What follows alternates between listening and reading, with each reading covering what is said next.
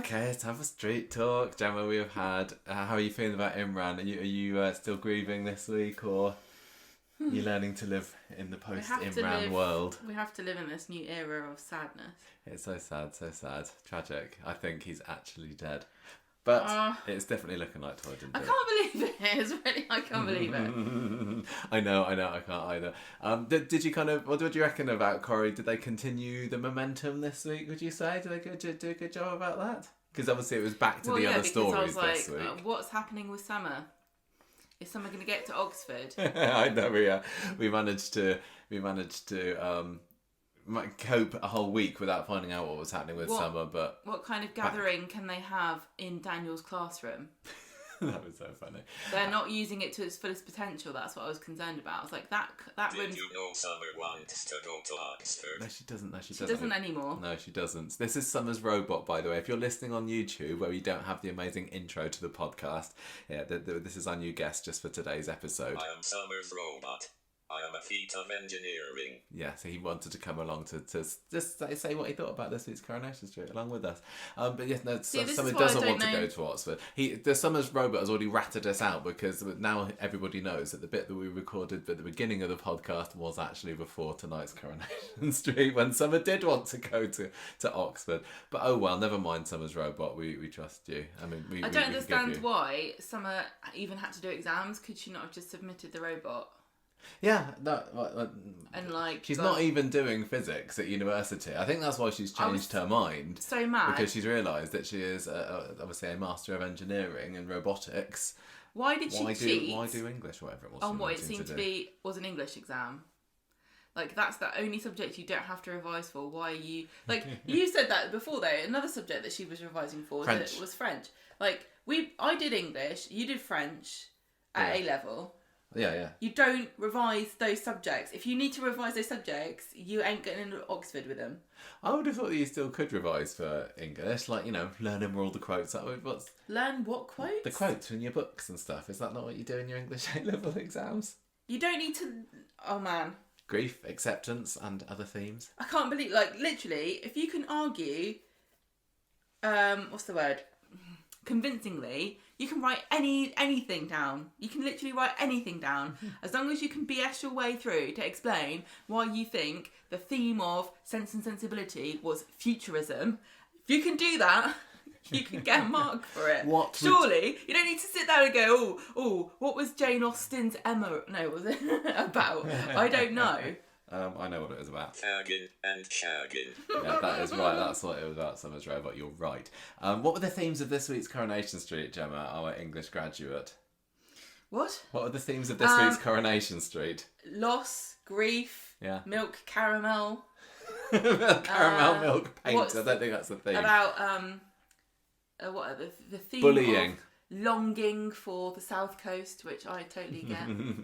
As we live here, it is a tropical paradise. I would say deception as well. There's a little bit of that this week as well. I'd say appearances can be deceptive because sometimes you look at Adam's hair and you think, what's wrong with him? And sometimes you look at it and you think, yeah, there's something wrong with it. Adam's hair is Adam's hair. I'm trying not to mention it, but you can't really. Not Adam's hair cannot even commit to continuity in one episode. At the beginning of Friday's episode, it was in a big quiffy wave, and then halfway through, it was nope, curly. It's because they're allowed back in the makeup chairs at Coronation Street now, isn't it? They're not doing their own. The makeup people are going, I'm going to work my magic. Look at this on Adam. Look at this on Gary. Look at this on David. They've all got these amazing whoofs. No, that's been rude to the hair people because I'm sure they can pick a style and stick to it. But Adam's hair can't. It's untamed and wild. It is, isn't it? It's Heathcliff of hairs. Right, we need to get on with this. So our stories for this week, we are going to start off. What was that? I just. Mad at Adam's hair? Mad that we have to talk about this week's Coronation Street. Imran's dead. Still mad about Imran. Dead Imran. Wham bam, dead Imran is going to be our first storyline this week. Then we've got the Bohemian Rhapsody story, which I actually thought was kind of good up until... I thought today's was a bit of rubbish, but I admit, and this is my confession this week, I kind of enjoyed the summer storyline this week. I don't know. It was kind of like, what's the word? Cathartic to watch it all fall down around her ears. Because like, yes, you are rubbish at everything, Summer. you don't know what you're doing, and you're not going to Oxford. Yeah, I know. I prefer the old Summer. Yeah, well, you know, we're not getting her back. So, and this one's not going to Oxford, Summer's robot. So I think we have to just make do with new Summer now. I wanted you. I know you've got your little. Well, I know that Summer's robot's here. Yeah, Summer's robot is actually here. That's right. Affirmative. Yes, but if only we could have, as he's now called Aadi in the room instead of Aadi, which is what we called him. That's I'm pretty something's sure going Dev on calls funny him there. Aadi, but anyway, his name's I call Aadi him now. Aadi, but there's a growing number of people that are calling him Aadi. You're right. It's like the Yasmin situation, isn't it? Yeah. If only Aadi was in the studio now to say, "Shut up, Summer," which I thought was the line of the week.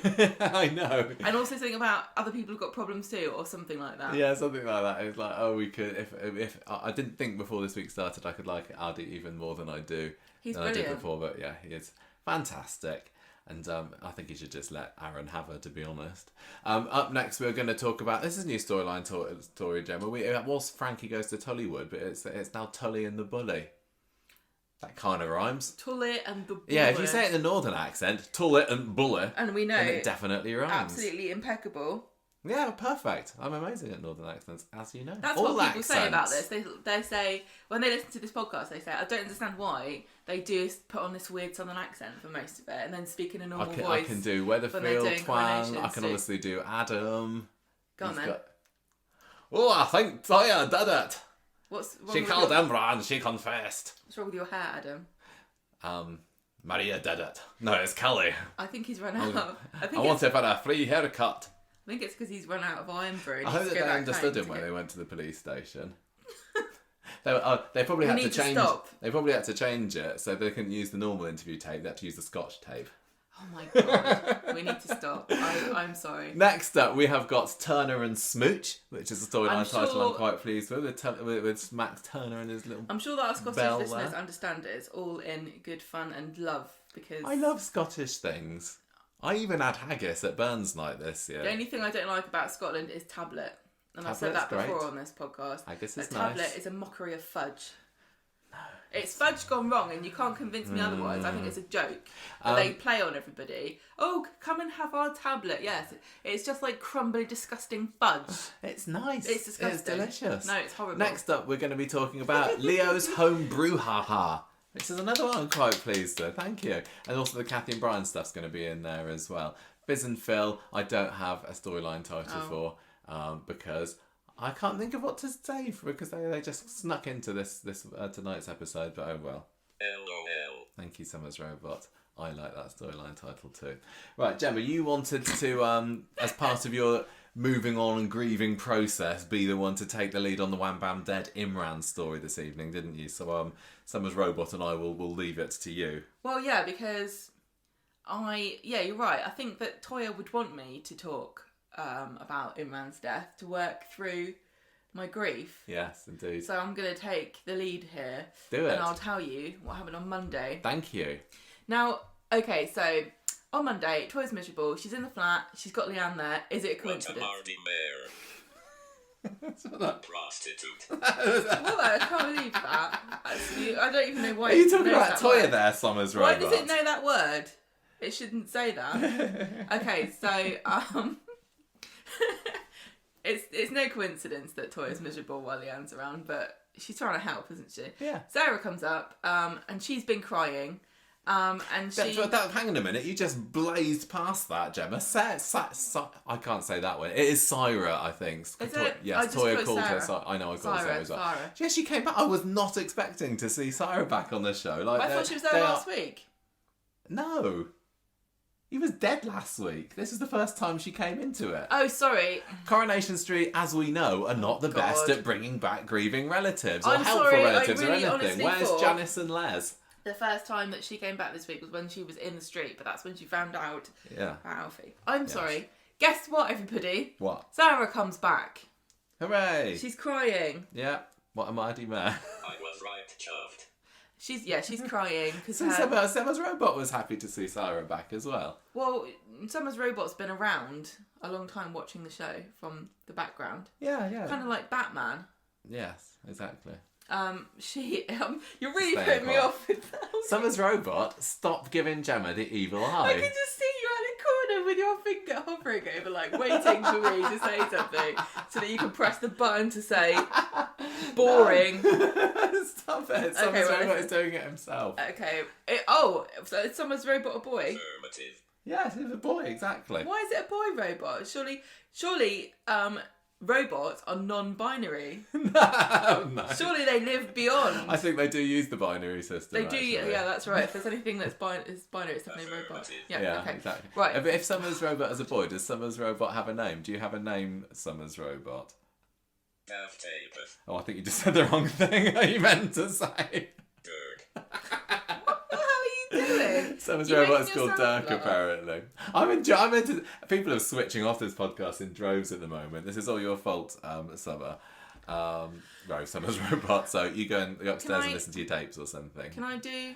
Yes. So, so she's learned that her son is dead. So actually now she is the lone Habib, isn't she? Yes. Her husband died, her daughter died, and now her son is dead. Actually, she's not the lone Habib because she thinks, well, no, Alfie is her grandchild.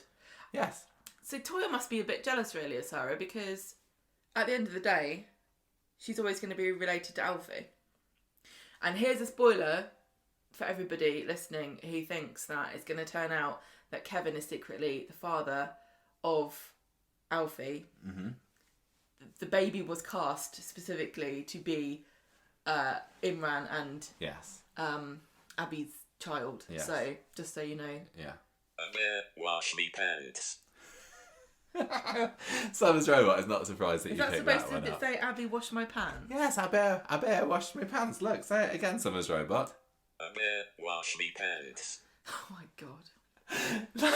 Last week's street talk was like our longest one ever. I've got a feeling this could be even worse. What have you been doing today? I'm sorry, what have you everybody. been huffing? No, I'm fine. Oh, Just yeah, fine life. that was a guilty reaction.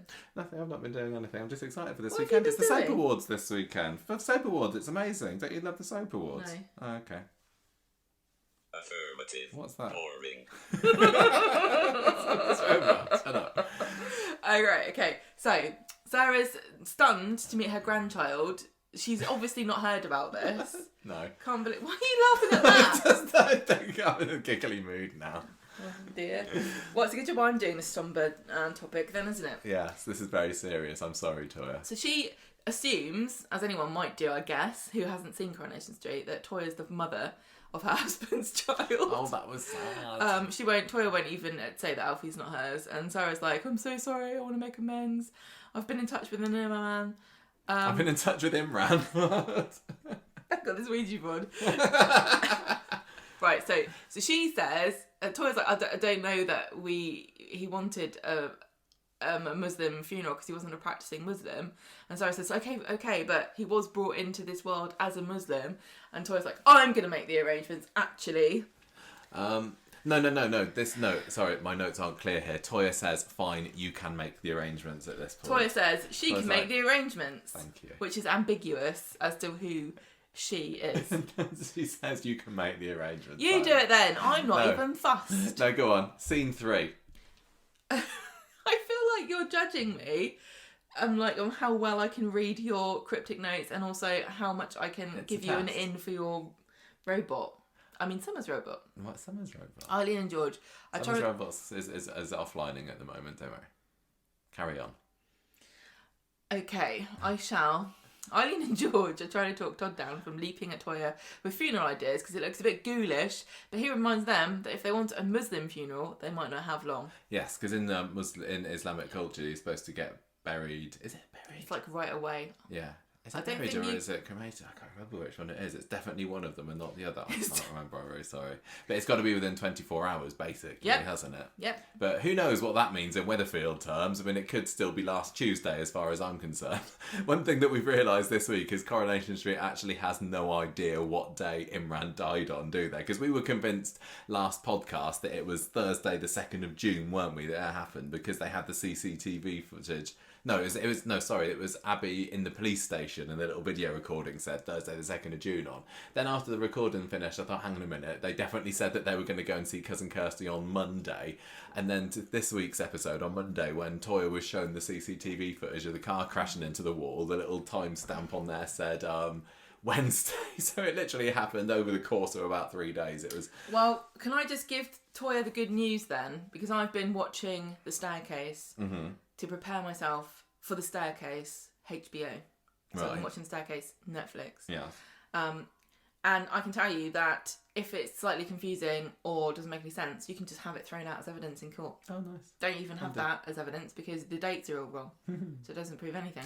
Maybe that's how they'll get out of it, because Toyah does look like she's in a bit of a corner at the moment, doesn't she? Technically, this didn't actually happen. And so you're going to be like, your evidence didn't match up. You need to provide me with scripts with dates on them for me to be able to... Okay, so Toyah and Leanne go to the cafe where they meet Adam and Sarah, who say, very sorry about all the dead husband stuff. And she says, I'm doing a Muslim funeral. And then Sarah sees Zidane in the street and Gary's watching. Gary's arrived. Gary's there. Gary's involved. Right, this is very interesting to me. It's one of these times when everybody who happens to be something to do with the story are all kind of converging in the street at the same time. What a handy coincidence. Yeah, I know it was, wasn't it? And Gary was there, so that means that Rana's death is still possibly going to be brought up in this. I really hope so. I'm still absolutely gutted well, the fact that Cyrus turned Imran up didn't find out about this. But yes, Gary is there, feeling guilty. Yeah. Looking ginger. The way that you replied to someone's robot, it kind of reminds me of like the way somebody talks to a ventriloquist dummy. Like, yes, that's right. Well, of course, Summer's robot has come along with us for today's podcast. You got to involve it in the conversation. Do you have your hand up its bum? No, I do not. It doesn't have a bum. Affirmative. Thank you. Okay. Honestly, Summer's robot, go away for the moment, please. Gary's watching because Leanne and Toyah are there. She's what you've written. What have I said? Toyah, Leanne and Toyah. Yeah. Toyah tries to talk Sarah down and Aadi goes to Leanne and says, I'll take care of Alfie for a little bit. Because Sarah's like having a go at Zidane. Wash me pants. You don't wear pants, Summer's robot. Shut up. Oh God, my God. Sorry. Summer's robot has gone now. It may be back later. Right. Sarah's having a go at Zidane because she blames the whole Nazir family for the fact that Rana ever came to the street in the first place, because Rana was looking for her friend who was Alia. Yes. So she came in as a young nurse looking for her friend Alia, and then from there she sort of dragged the rest of the Habibs into a vortex of misery and death. Basically. So I don't really know that it is Zidane and Alia's fault, but Sarah's... I think that maybe Sarah's just looking for someone to blame at this point. If only she knew that it was Toyah's fault, she would be happy to blame her. So Toyah's trying to talk her down, and Aadi comes over, I'll take Alfie. Then Sarah's like, who the hell is this woman? And Abby's like, well, I'm his mum. And Toyah's like, oh, great. This is how I wanted this to come out. She looked like she wanted another sinkhole to open right up underneath her and swallow a whole. Aadi says, I'm really sorry. I've been in touch with social services. They know Imran lied in court and that he's dead. I'm sorry for your loss. Bye. Sarah's forgiving of Toyah for not telling her, and she says, oh, I blame myself. Cyrus seems to have had a bit of, character development since the last time we saw her, because she was a bit of a nasty mum, wasn't she, before? She was. I can't remember exactly. She made Rana go on a cruise. What a bitch. Oh, yeah, she did, didn't she? Good memory. Yeah, after Hassan died. Yeah. She was not accepting. Right, shall we just quickly do a quick rundown of the Habib family? So, what was his name? Hassan. Hassan and Sarah were the parents. Yes. Rana and Imran were the children. They were very not observant Muslims. The first time we saw Rana, she was like shagging around with this older bloke or some kind of businessman, wasn't she? That went nowhere. That went nowhere. No, I think that Zidane and Rana were relatively observant Muslims. Oh, Imran. Oh yeah, Zidane is different, isn't he? He's not the same family. Zidane is different. Yeah, no, you're right. So, Rana married Zidane. Then she had an affair with Kate and discovered that she was a lesbian right before a house dropped on her head. I'm not sure if there's a link there. Factory. And before then, though, when they found out that Rana was gay, Hassan and Sarah handled it so beautifully and were so understanding and accepting. Not really. They tried to kidnap her and take her to Pakistan. That's right. And then Hassan died not before. On his birthday. Sarah insisted that Rana tell him on his deathbed in hospital that she definitely wasn't gay after all. It was all just a big misunderstanding. And honestly, I went to an all-girls school. It happens all the time. And then after Rana died, did Imran just kind of disown them and say this is all kind of your fault? I can't remember. They didn't part well. No, I can't And now remember. Sarah's come back. I think basically that. But they kind of, they haven't spoken to each other for a long time. No, which was all really gutting when Toyah was like, oh, this is your granddaughter and everything. A grandson, sorry. I felt really bad for Sarah, despite being a raging cow. But no, it was nice to see that she'd turned a leaf. And she's saying, oh, you don't have to have a Muslim funeral if you don't want to, and so on. Just call me when you know. If anybody has been listening to the podcast long enough and has got a memory like an elephant, you will know that Sarah saying "call me" is absolutely hilarious to us. You write in and tell us why. Yeah, that'll prove how great fans of this podcast you are. Sarah goes off and Gary comes over and tells Toyah that he's sorry for her loss.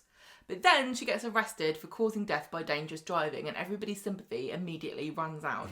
She leaves Alfie with Leanne and Adam says, "Don't worry." I got it. How does he say it? No, it's not fair on anybody. Social services lady comes down the flat and by law they have to take Alfie into emergency foster care. God, that was and tragic. Leanne was great. Leanne was just a lioness this week. I loved her. I know a lot of people really hate... Prostitute. You're never going to let it drop, Summers. A lot of people... Why did you program that in? Because I knew that we'd be talking about Leanne on the podcast and I thought that Summers Robot might want to have something to say about her. You shouldn't say that. It should say sex worker. Oh, escort. So, Leanne, or Lady of the Night. Summers Robot is old school. Summers Robot is not politically correct. No, exactly. Totally not politically correct. Oh, God. We're going to get like 1-star reviews. Summers Robot is getting 1-star reviews, not me. I'm not involved in this. Yes. So, Leanne was great. Like I said, she was proper Battersby spirit. She was defending her sister all the way up almost to the very end, when she started to waver a little bit. But she was totally in Toyah's corner. She is do or die for her sister. I absolutely loved it. And she was like, "You're not taking Alfie with you." What a Mardy Mayor. Yes, you're not taking... Oh, God. I didn't really, do that. Summers Robot, go away. Right. She Okay, was... it's gone now. Shut up, my God. Ugh. Right. Leanne won't let Alfie be taken into care, but she has to eventually because it's the law. Nick comes around and he has to try and calm Leanne down. And the lady's like, "Sorry, I know you're being protective, but you don't have responsibility." It's as simple as that. This was totally tragic. I'm really loving this storyline still, and the fact that everybody's suspecting Toyah just makes me even more confident in the fact that she's absolutely fine. So I'm loving the drama, and I'm just wallowing in the sheer misery of it all because I know it's going to be okay in the end. Yes, it is, everybody. That's what I'm telling myself. It's gonna be fine. Are you done? Yes. Leanne realises that she's lost and she has to give Alfie to emergency foster care. Then we see Adam with Toyah in the interview room and they've got CCTV footage of this crash, and Toyah starts to look a bit worried. And she's like, "Oh, just so you know, I don't remember what happened." Looking very dodgy. And the clip is very, very restrictive. It literally just shows the back of the car. The rear of the car driving quickly into the brick wall. It doesn't show why the car was doing that. It doesn't show anybody inside the car. It doesn't show any kind of context beyond maybe like 3 or 4 car lengths in total of what the, you know, how... The road, so... When they said, we've got CCTV footage to show, I was like, oh my gosh, the dream is over. It's going to show her with one of these burning, fiery eyes and manically laughing as she tries smash bang into the scaffolding. But then they showed this and it was like, thank goodness.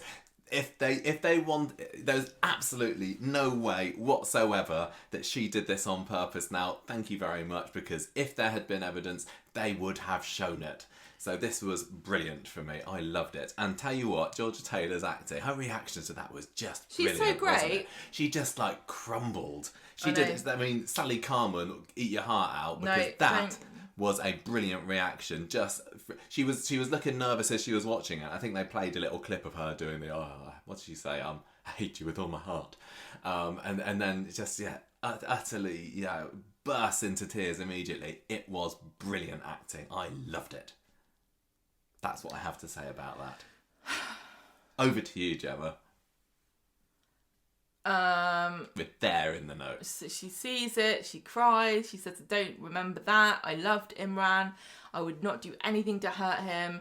She gets let out, she goes to the bistro and she realises that Alfie's gone. He's been taken by somebody. So she tells Leanne that she wants to go away, she wants to get away from everyone. And Leanne says, no, it's going to look really suspicious if you leave. You've got to stay here and I'll support you. Then Adam tells Sarah what's happened and she says, how are you doing? Are you okay? And he's like, not many people ask me if I'm okay, but thank you. #speak and save. Yeah. Of course you would have been programmed to say that, Summer's robot. He's struggling with Imran's death, actually, and so Sarah supports him, but in what? What is she going to do? She's going to go, there, my darling. You'll be okay. It's all right, darling. I'm just going to lie down all sexy with my legs in the air on the sofa like before. Let's try for another baby. Nobody wants to hear about that. Thank you very much.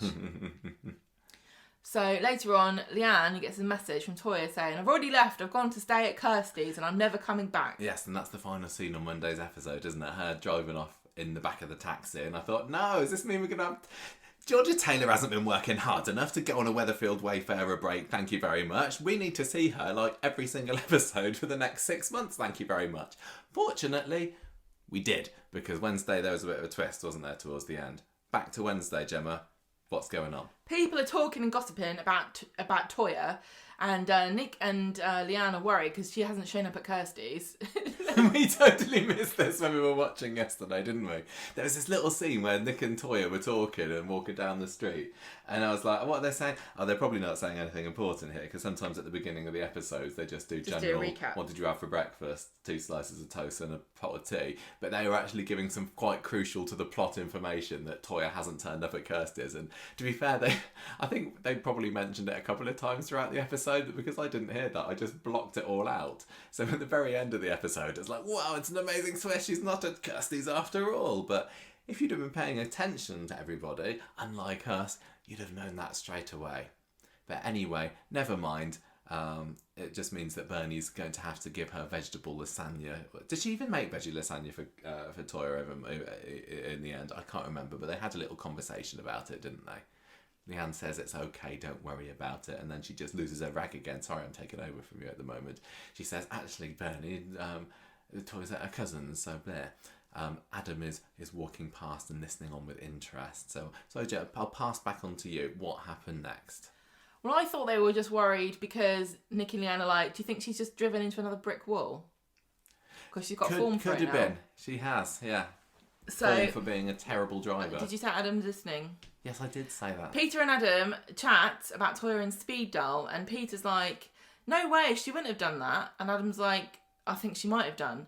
Also, just so you know, I'm not actually her brief. I'm just sort of helping her out at the moment, because he's starting to get a bit doubtful about what actually really happened. And so Dan's listening in, and he phones someone, and it turns out it's Alia, I guess. Yes, he talks to Alia about what he overheard, and she says, "Oh, I don't believe that. Toyah would never do that." And then Zidane says that Sarah blames them for Imran's death, and he's like, "Look, we need to pin this on somebody else, because definitely wasn't me. It was Toyah, because she drove into a wall, And the fact that she's left now looks very suspicious if it wasn't her that did it. So then Alia, this whole thing was just like, oh, did you hear, until it gets back to Leanne. So Alia goes to the bistro to talk to Leanne, who gets very defensive, very foldy army, very shouty, very, yeah, well, thanks for nothing sort of thing. And she says, well, none of your business, you don't need to know anything, there's nothing more to know, and she orders her out. Then Leanne has a go at Adam in the street for running his mouth about Toyah, and she says, we don't need people like you making things worse for her. And he says that she can't blame him for wanting to know the truth, because suddenly he's decided, now Imran's dead, he actually quite liked having him around to sort of make his tea and do all the boring paperwork. Peter comes into the conversation, and Leanne immediately thinks that Peter's been slagging Toyah off as well, and she drops off, says, I'll flaming kill him. Ooh. Which is quite ironic, because that's what Adam says that Toyah said about Imran. But maybe he just these Battersbys just, make death threats, don't they? They just... Yeah. Peter tells Leanne that they were just talking about the fact that Imran had rewritten his will, and Toyah's not all about money, so she wouldn't mind. She knows that now they've had a kid, or Imran's had a kid, then you need to rewrite your will and stuff. And Leanne says, listen, I know that you said that when kids get involved, Toyah can go a bit loony, and I think that's very unfair. And he's like, are you sure? Because is it not a bit accurate? And she's like, no, never, definitely not. We have 5 years worth of evidence towards this. I think you might be onto something there. Peter admits that maybe he might have mentioned something because of Susie, maybe, he might still resent her. What, that baby Toyah stole from Eva? He says that Toyah would have done anything to get hold of that baby, and she must have been in a state about the whole Alfie situation. Maybe she shouldn't have been driving. And Leanne says Toyah would never have taken a father away from her son, his son, and now Peter should shut up. Yes. Shut up, Peter. Shut up, Peter. Shut up, Summer. Shut up, Peter. Yes. Etc. Yes. I agree. Shut up, Michael. Sorry. Yeah, thank you. Well done, Summer's Robot. You're really on the ball I'm there. glad that you keep saying it's Summer's Robot that says that, because I can do a really good robot voice as well. Go on, then. Okay. I can do it. It's almost. Can you do a robot Scottish voice? Can you combine the two?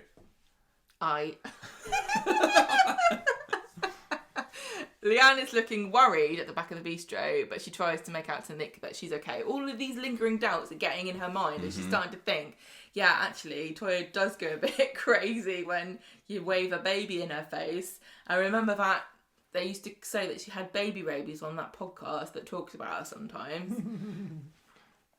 So, the final scene... Hang on, no. You've moved it down. Sorry, I'm note fiddling. So when the bistro's shut, Nick talks to her and she's like, I'm starting to worry about this. What if she did do it on purpose? What if she wanted to punish Imran or harm herself or do both at the same time? What? And then the final scene is when we discover where Toyah actually is, and she's not with cousin Kirsty. He's still waiting for them to arrive, going, well, I've defrosted the veggie lasagna again. I can't just freeze it again. Mum, I think I should put the cling film back on these cucumber sandwiches, because this is like the third day in a row that they said they'd come. Does Kirsty live with her mum, does she? Kirsty and her mum, yeah. And whose brother or sister is this? Janice's or Les's? It's Janice and Les's friend from prison, who they call Auntie Monica, whose daughter is Kirsty. Right, I get it. That makes total sense. That's why Kirsty, they Monica's mention kid. Kirsty in all these years. Yeah. She's crying. Toyah is at home in the flat, alone by herself. Nobody in her bed, nobody in the crib. Just her on the sofa, getting her tears all over her beautiful Sofology sofa, which she bought because she loves that. Helena Bonham Carter. Helena Bonham Carter, and she likes the tea thing in the advert. And now she's thinking, well, I didn't even like this colour. Imran picked it. And now he's dead, and I've still got to pay £125 a week for the next 3 years.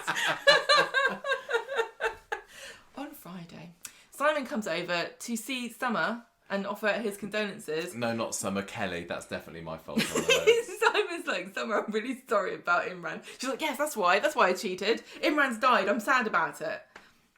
I prefer the old Summer. Not Kelly. No, I agree. Yes, Summer. Simon There's comes too many over, Summers see now. Kelly, I'm just and getting, says, sorry about Imran, because he was briefly your foster dad.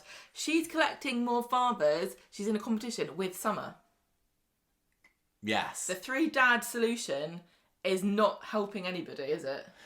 No. No, it's not. Conversation gets to Leanne about how she's doing, looking after Toyah, and he lets it slip to Kelly that Toyah has run off somewhere and nobody knows where she is. Then we get George trying to talk to Leanne about the funeral because he wants Toyah to make some decisions, and she's like, look, you're gonna have to wait because just do what you want because she's not here. Or I can't get hold of her. Kelly catches up with her and Leanne says, look, I'm not in the mood to talk to you, you horrible snitch. And Kelly says, can I please come to the funeral? And she's like, fine, whatever, as long as you've got some black socks.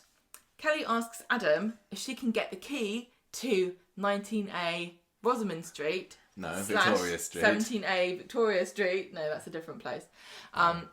Kelly asked Adam for the key to the flat so she can get a photo of her and Imran together. And I did have a Google, and the only ones I can find are pictures of them in court together. So it must be a different one that she's talking about. And so he gives her the key. They get talking about Toyah, and he's fascinated to discover that Toyah's gone AWOL. And Kelly also talks about the fact that she doesn't believe that Toyah would kill Imran on purpose. Yes, totally. Sarah's chatting with Adam in the cafe later, and he says he's pretty sure that Imran has spoiled the chances of keeping... Oh, what does that mean? I don't remember. He's pretty sure that Imran has spoiled the chances of keeping Alfie. Whatever. Yeah.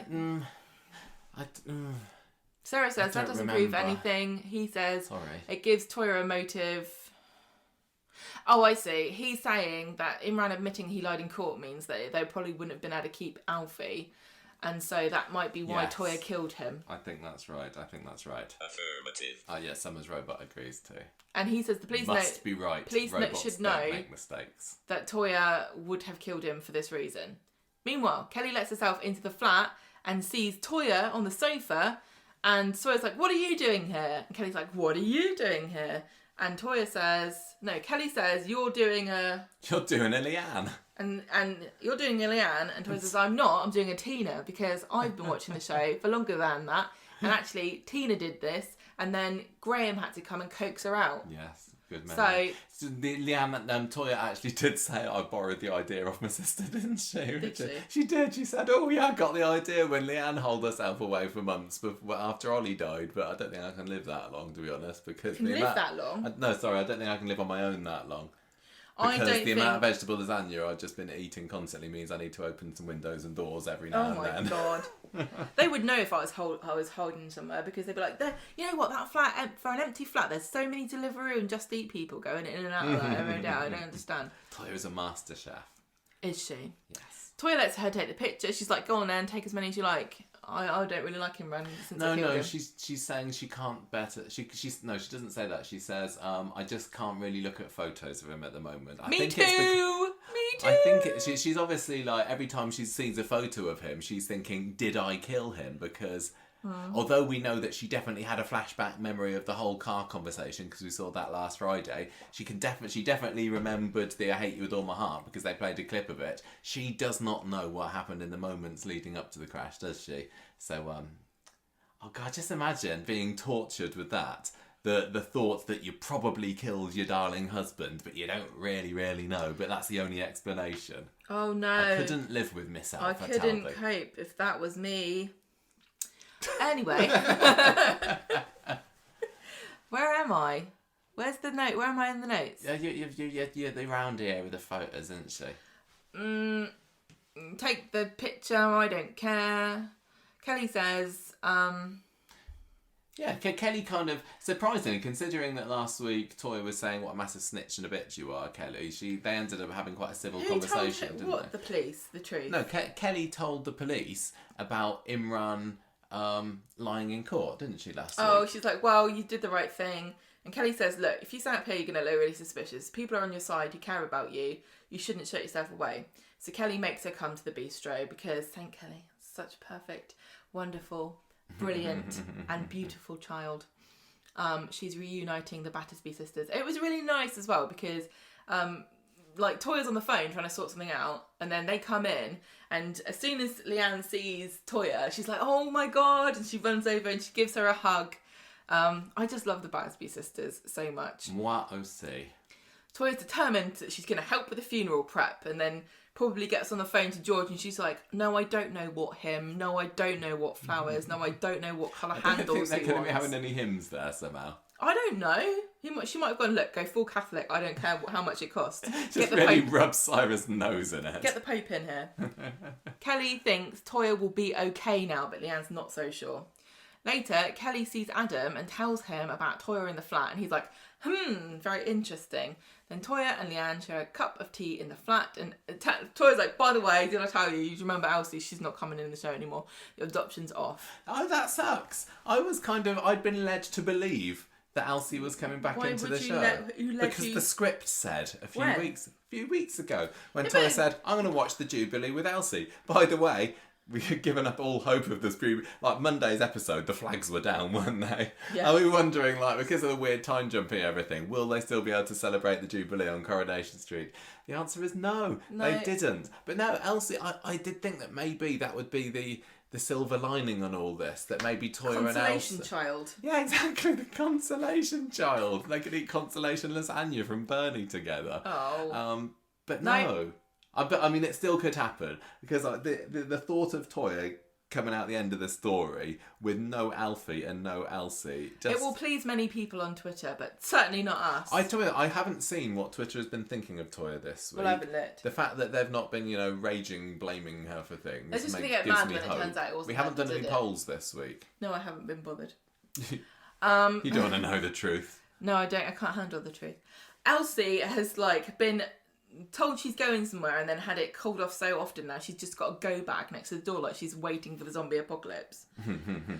So Toyah says I needed some time alone. I just need to get through Monday, which I guess is the funeral, but when is Monday? 2 facts. Is it Monday or is it... Don't think about it too hard. The episode ends with Adam telling the detective... Yeah, this is when he's in the police room, isn't it? Goes to the police station like a massive grass, and he tells them that Toyah said she'd kill him, Ran, if she found out he was lying again. What a load of bargains. Exactly. Terrible. Adam, what a sneaky little snake. Snitch. She's like, well, I was doing my pointy finger in the trailer, and you said that I didn't appear last week. Well, he certainly made up for it this week, doesn't he? Well, this was an interesting point, because the trailer for this week, which got made fun of for going over with a fine-tooth comb, but I want to point out that one of the things we did talk about was the fact that Adam was sort of admonishing somebody with his finger, like his wife likes to do, and he up until this week he had nothing really so much to do, and certainly no finger wagging. And now we're discovered that the reason why he was waggling his finger is because he's a bit mad at Toyah because she drove him, ran into a wall, and he still had loads of paperwork to do. Yes.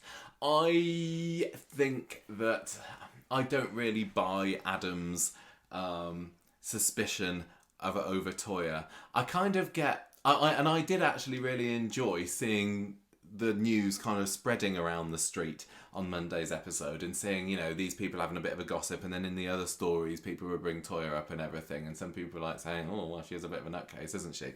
But I think that it feels like it's too plot-centric, plot-driven, having Adam being the one that suspects her. I don't think he would. He's got his heart set on this, hasn't he?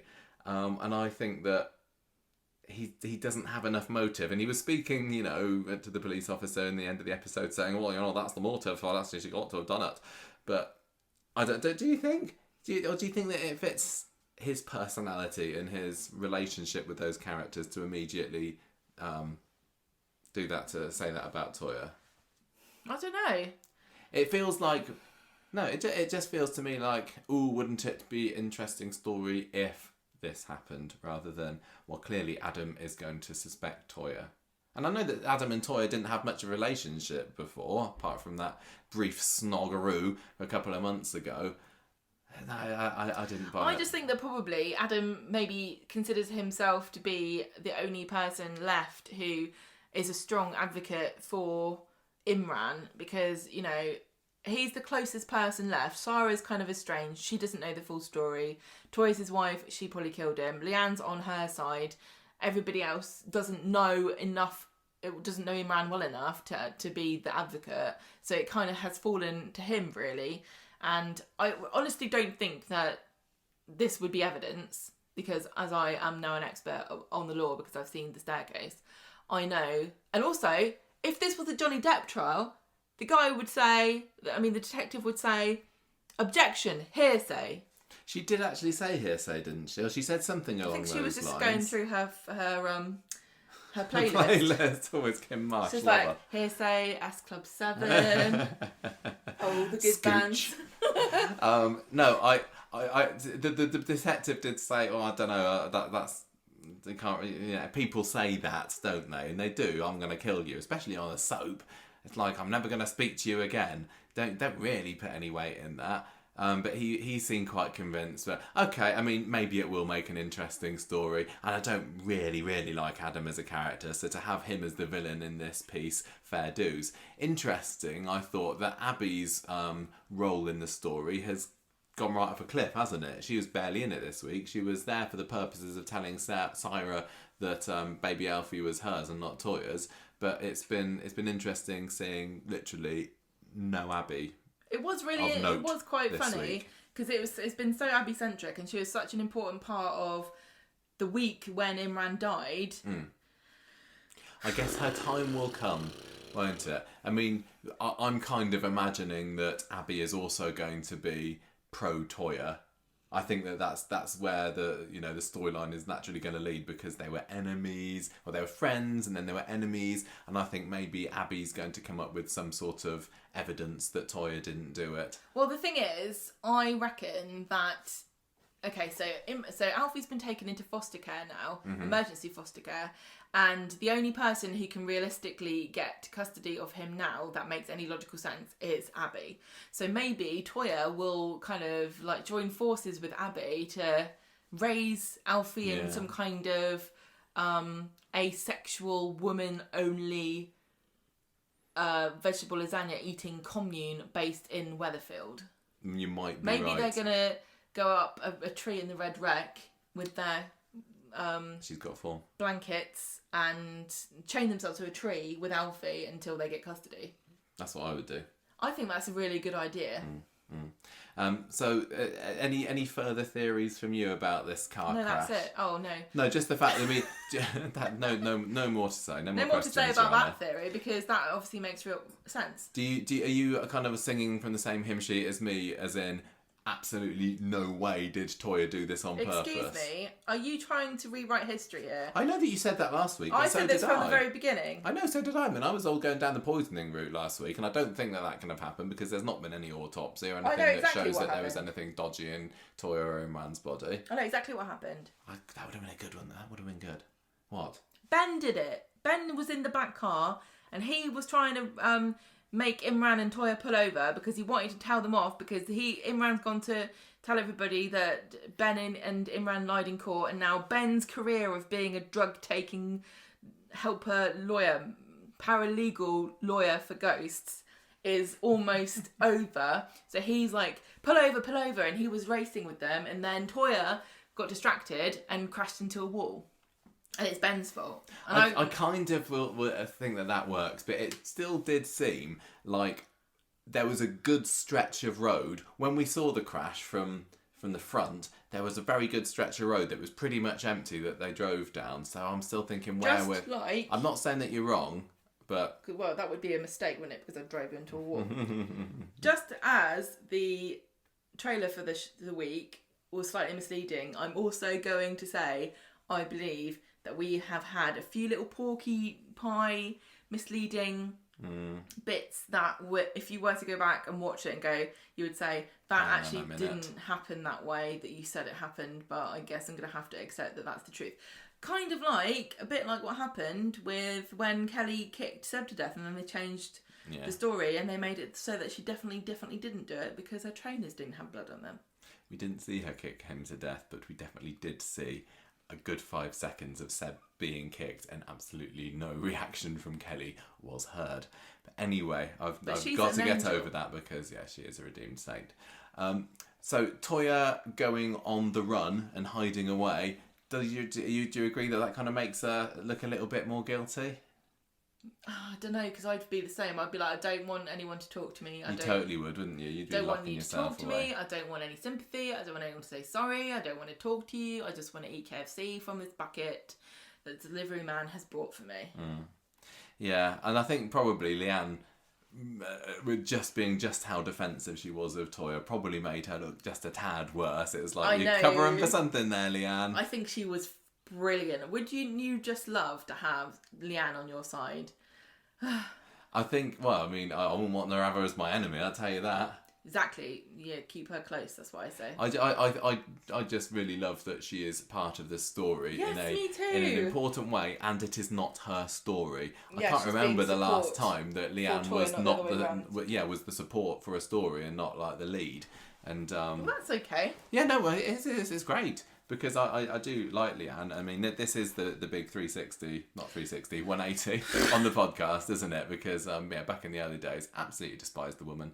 But I do like her, and it's not just because I'm scared of her. I just find her such an interesting character. I really appreciate a woman who is not out to care about whether you like her or not. And I think that people get really challenged by that, and you can tell by the reaction on Twitter. People do not like a woman who stands up for herself and doesn't care whether you like it or not. We really, really, as a society, don't like that. If Leanne was walking around going, I'm so really sorry, but do you mind if you don't say my sister's a murderer? I'm so really sorry, she didn't mean to do it. Oh, she did. Oh, she's so sad. Like, maybe people wouldn't mind, but because she's going around going, excuse me, keep sister's name out your mouth. Keep my sister's name out of your mouth. Do you see what I'm saying? Yeah. Oh, I just love that. I think it's she's great. The two sisters. She's so unapologetically bitchy. Love it so much. Yeah. I also enjoyed that they brought Peter back into it for a little bit as well. Being Toyah's ex-squeeze. Well, I was going to say, news alert, in case people haven't been listening and been watching Coronation Street for that long. Peter and Toyah, when Toyah returned to the show like 5 years ago, she was secretly shagging Peter on the side. Yes. And that's why they ended up fagging and shagging. Yes. Exactly. That's why they ended up in charge of the Rovers. Yes. Spoiler alert, that's the story for another day. When we reflect back on 5 years ago. But that good week. I loved all of this. I was very worried. It really, really is. Is Gary going to confess about Rana? Why is Sarah here? What's going to happen at the funeral? I was disappointed that Sarah didn't stay. And I think maybe the Gary thing was possibly just put there. I don't know, was it just to appease the people who they knew would be kind of crying, what about Rana, and now it gets dropped again? I don't know. Is it a happy coincidence that Kelly is linking all these characters together, or is it just like the writers went, that's not quite helpful actually, we can use that for this storyline? Because she's linking all these characters together now. She could be the kind of the crowbar that finally busts this story wide open. But I'm not going to hold my breath. Yeah, no, I agree. I totally agree. Shall we move on to the next story? What do you think? Let's move on to the next story. Okay, Summer's robot thinks it's time. I'm going to do this We now. need to... You're going to do what? I'm going to... Do one. Stop it. Right, so we're on to the Summer story now. Everybody loves Boring. Summer. No, it wasn't boring, Summer's robot. You were just because you've been put into a cupboard somewhere doesn't mean Shut up, Michael. Boring. Stop it. Summer's robot, please. LOL. It's not funny. I want to talk about this story because honestly, I did kind of quite like it. Let's move on to the next story. No, we're talking about this story, Summer's robot. Monday, we got the exams back. Did you know Summer wants to go to Oxford? Yes, well, she did on Monday's episode. Affirmative. This is quite fun, isn't it? LOL. Summer's robot, what has got Shut into up, you? Michael. What have have you just been doing to give you this much energy and sass? I don't think anyone can understand what it's saying then. Fagging and shagging? I thought that you were maybe doing something else. What could I be saying? That's not you. I've been upstairs listening to me tapes. That was definitely Summer's robot. That was so much robot. She's been up. Hello. Right, come on. People are turning off in droves. This is like the Raspberry episode all over again. Boring.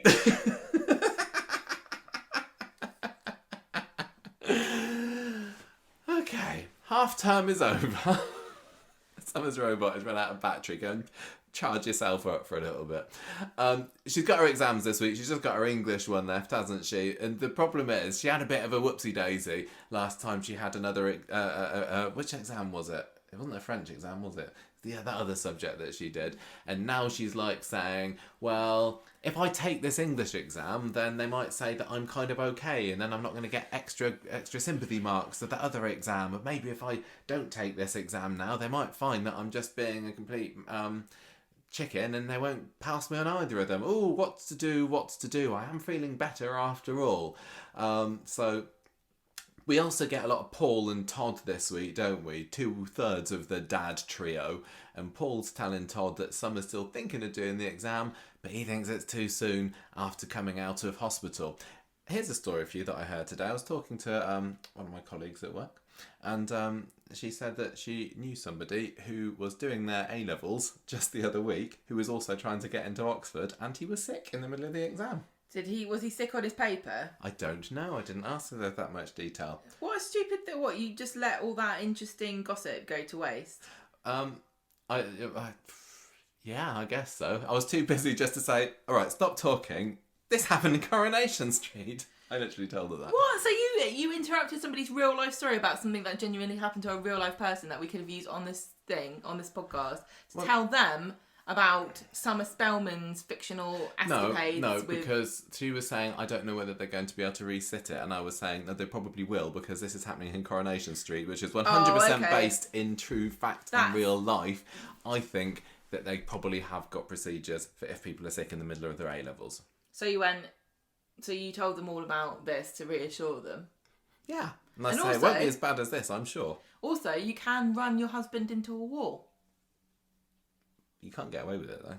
You might be able to. I'm keeping my eyes peeled. Anyway, we got Summer and Aaron going for chips over lunch break. Nothing really happened. Glad you wrote that down. I know, that was key scene of the week. And then she goes home later and Paul's there. And he says, yes, me and Todd have been talking about you and we'll never stop caring about you. They need to get another hobby, these guys, don't they? They need to get a dog or a cat or something. Yeah, totally. Or a hamster. It's like they have got no personality outside the guardians of summer now. Most people have got 2 parents. Some unfortunates have got 1 or none. You don't need 3. Can one of them please just do one and get a life? Especially, I don't mind if Paul takes on the role of Summer's caretaker, because I'm not really that keen on the character of Paul, and maybe he hasn't got that much more going for him, but Todd can be so much more than just a guardian to Summer. Although he did have that cool funeral stuff this week, I suppose. That's which is cool, kind of yeah. funny. Well, the funny funeral stuff this week. Funny funeral. Yes. What funny funeral? Oh no, just where Eileen and that were accusing him of being ghoulish by trying to get Imran in the ground ASAP. Anyway, Paul does have a hobby. It's Googling videos of how to repair kitchen cabinet doors. Oh yes, he does, hasn't he? And he's in a club with Craig, who Googles how to fix the plumbing of somebody's flat you've just broken into, who your girlfriend murdered. Well, they need to go and fix the plumbing at the pupil referral unit, because they've had a burst gas pipe again, haven't they? I thought it was water main. Oh, I don't know. It was one of the 2. I think possibly but Max was supposed to have been making that up, because we did see Shona and David going, "Oh yeah, burst pipe or whatever." That's a likely story. I think that was Corrie sort of making fun of itself. It is a bit of a trope, isn't it? On Coronation Street, at least once a year, school is inexplicably closed because of it's not inexplicably, I suppose it's very much explicably. School is closed because of a burst pipe. Something going on with the plumbing in Weatherfield. I think that they need to deal with that. Well, that's where the sinkholes came from, isn't it? Yes, it's all making sense. Get Leo on it. He hasn't got a job at the moment. Get him round sorting out the plumbing in all of these Weatherfield schools. So these poor children who've already lost so much education over the past few years can get their A-levels. Yeah, the plates are shifting. Yeah, exactly. What plates? Well, there's probably some kind of plate, like, undiscovered planet. Tectonic plates you're talking about. Gemma's rubbing her fingers together, which is how you taught about it at school, isn't it? Rub your two index fingers together. I couldn't remember that's tectonic plates. What the word was. I was thinking Teutonic. No, that's German. Teutonic? No. I don't know what that word is. Anyway. Anyway, he says... What?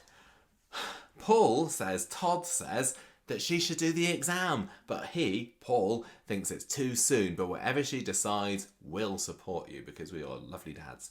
Aadi comes over to see Summer next, and he is utterly bricking it about this upcoming exam, and he says, I've made some colour-coded revision cards, and I've even got a special mnemonic to how to tackle all the questions. And Summer acts like this is the most... My very easy method just makes naming planets very easy. Good for if you're doing a science exam, not so good for your English lit. Summer thinks this is like a revolution in study technique. It's like, what? Revision cards? No way. And they're different colours. What does that mean? Wow. Blows my mind. And he's like, if you like them so much, you can have them. So he's like, I wrote in the notes here that it was bricking it, but maybe it wasn't quite so much, because by the end of the scene, he has allowed Summer to have these precious revision cards of his, because it's all in his noggin. Yeah, atonement and other themes. I don't understand why these people are revising and writing down stuff about English. I'm sorry. If you need to write it down, you don't get it. I just remember before my English GCSE, because I wasn't clever enough to do it for A-level, I spent literally 2 hours the day before trying to find a specific quote from To Kill a Mockingbird about how Jem wanted to be a clown when he was older. And then the next day of my English exam, there was a question about Jem, and I wrote for pages and pages and pages. Came out of the exam later that afternoon, thought, oh, bugger me, I forgot that quote about Jem wanting to be a clown, and that would have been really, really useful to put in. What's the quote? So, I want to be a clown when I'm older. Scout? I don't know. I don't remember it, but I knew it then, but I forgot it for the exam. So that does also prove to me... all the mockingbirds you want, but don't kill your brother. Don't be a clown when you're older. But don't shoot each other. Because people are scared of clowns. Yes, that told me not to bother revising for English GCSE. If a clown asks you to come into his basement, don't, because he's a serial killer. Yes. If there's a clown down the drain, don't take his balloon. No. Right. That was a weird bit of that book, actually. Mary finds Summer looking a bit sad in said garden later. She's really feeling down about her prospects. Maybe don't go to Oxford then. Well, she doesn't by the end of the week, does she? Spoiler. Yeah. Mary says that Todd's proud of her anyway, and she says, oh, and this is where Summer's robot gets the shout out in the week, isn't it? And she says, and then Mary accidentally reveals that Todd's planning a surprise party for her on Friday. Whoops-a-daisy. So back at the flat later. I was right, chuffed. Yeah, I know. It's nice. We haven't got a mention of you for so long, have we, Summer's robot? I prefer the old Summer. Yeah, I know. The old Summer was the one that made you in her image. Summer's robot. I am a feet-up engineer. I know. Look, you got him talking about himself now, haven't you? LOL. Right. So Summer says, I'm going to do this exam because my dads, all three of them, believe in me. Summer Spellman. Stop saying three dads like it's not revolutionary. We had 3 men and a little lady. It's 2020. Get over it. This is 3 men and a little crybaby. What year is it? 2022. 22. Summer on Wednesday is fretting because it's the day of her English exam, but she's determined to take it. Just take it then. Take it. Take it like a woman. Just get on with it. Deb's, meanwhile, very proud of Aadi before his exam. He's like, oh man, Aadi, I'm so proud. You applied yourself to your studies. You'll do your A-levels, man. Yes. I kind of forgot about the age difference between them because it turned out that Aadi was actually doing his AS level today. I don't know the difference because they didn't have AS levels when we were at school. They invented them after we left, just like they put A stars as a top grade, which makes all of us people who got A's for their A levels look like we got second best. But anyway, I don't know. But apparently, Aadi and Summer can revise for the exact same exam, except his is an AS level, hers an A level. Stick them in the same room together. I don't really get that. But what I did appreciate when we got to see the exam is they didn't have them in Daniel's classroom. We got to see the exam hall. We got to see they were sitting in a cloakroom today. They did have that meeting with Mrs. Crawshaw back in Daniel's room. Although, sad times, it's not Daniel's room anymore, is it? No, he quit. I've got to say, he's quit and he's not been seen since. I think he's down in Orla's got him down in the basement or something. With Mr. Griffin. Yeah, she has. She's got Daniel and Mr. Griffin. They've been locked up in a basement. She like goes Andy. down there every now and then. She says, "You are such a disappointment to me." That's it. Anyway, and sorry, her I'm husband skipping as well ahead. is down there as well. Yes. It's like, men always disappoint me. That is I knew Orla I couldn't Crawshaw's rely on dark you, Daniel. secret. I love it. Anyway, they go to the exam. Summer's got a revision card stashed inside her blood sugar doohickey bag And the thingamabob. And the invigilators obviously went, "What's that?" And she went, "Period things."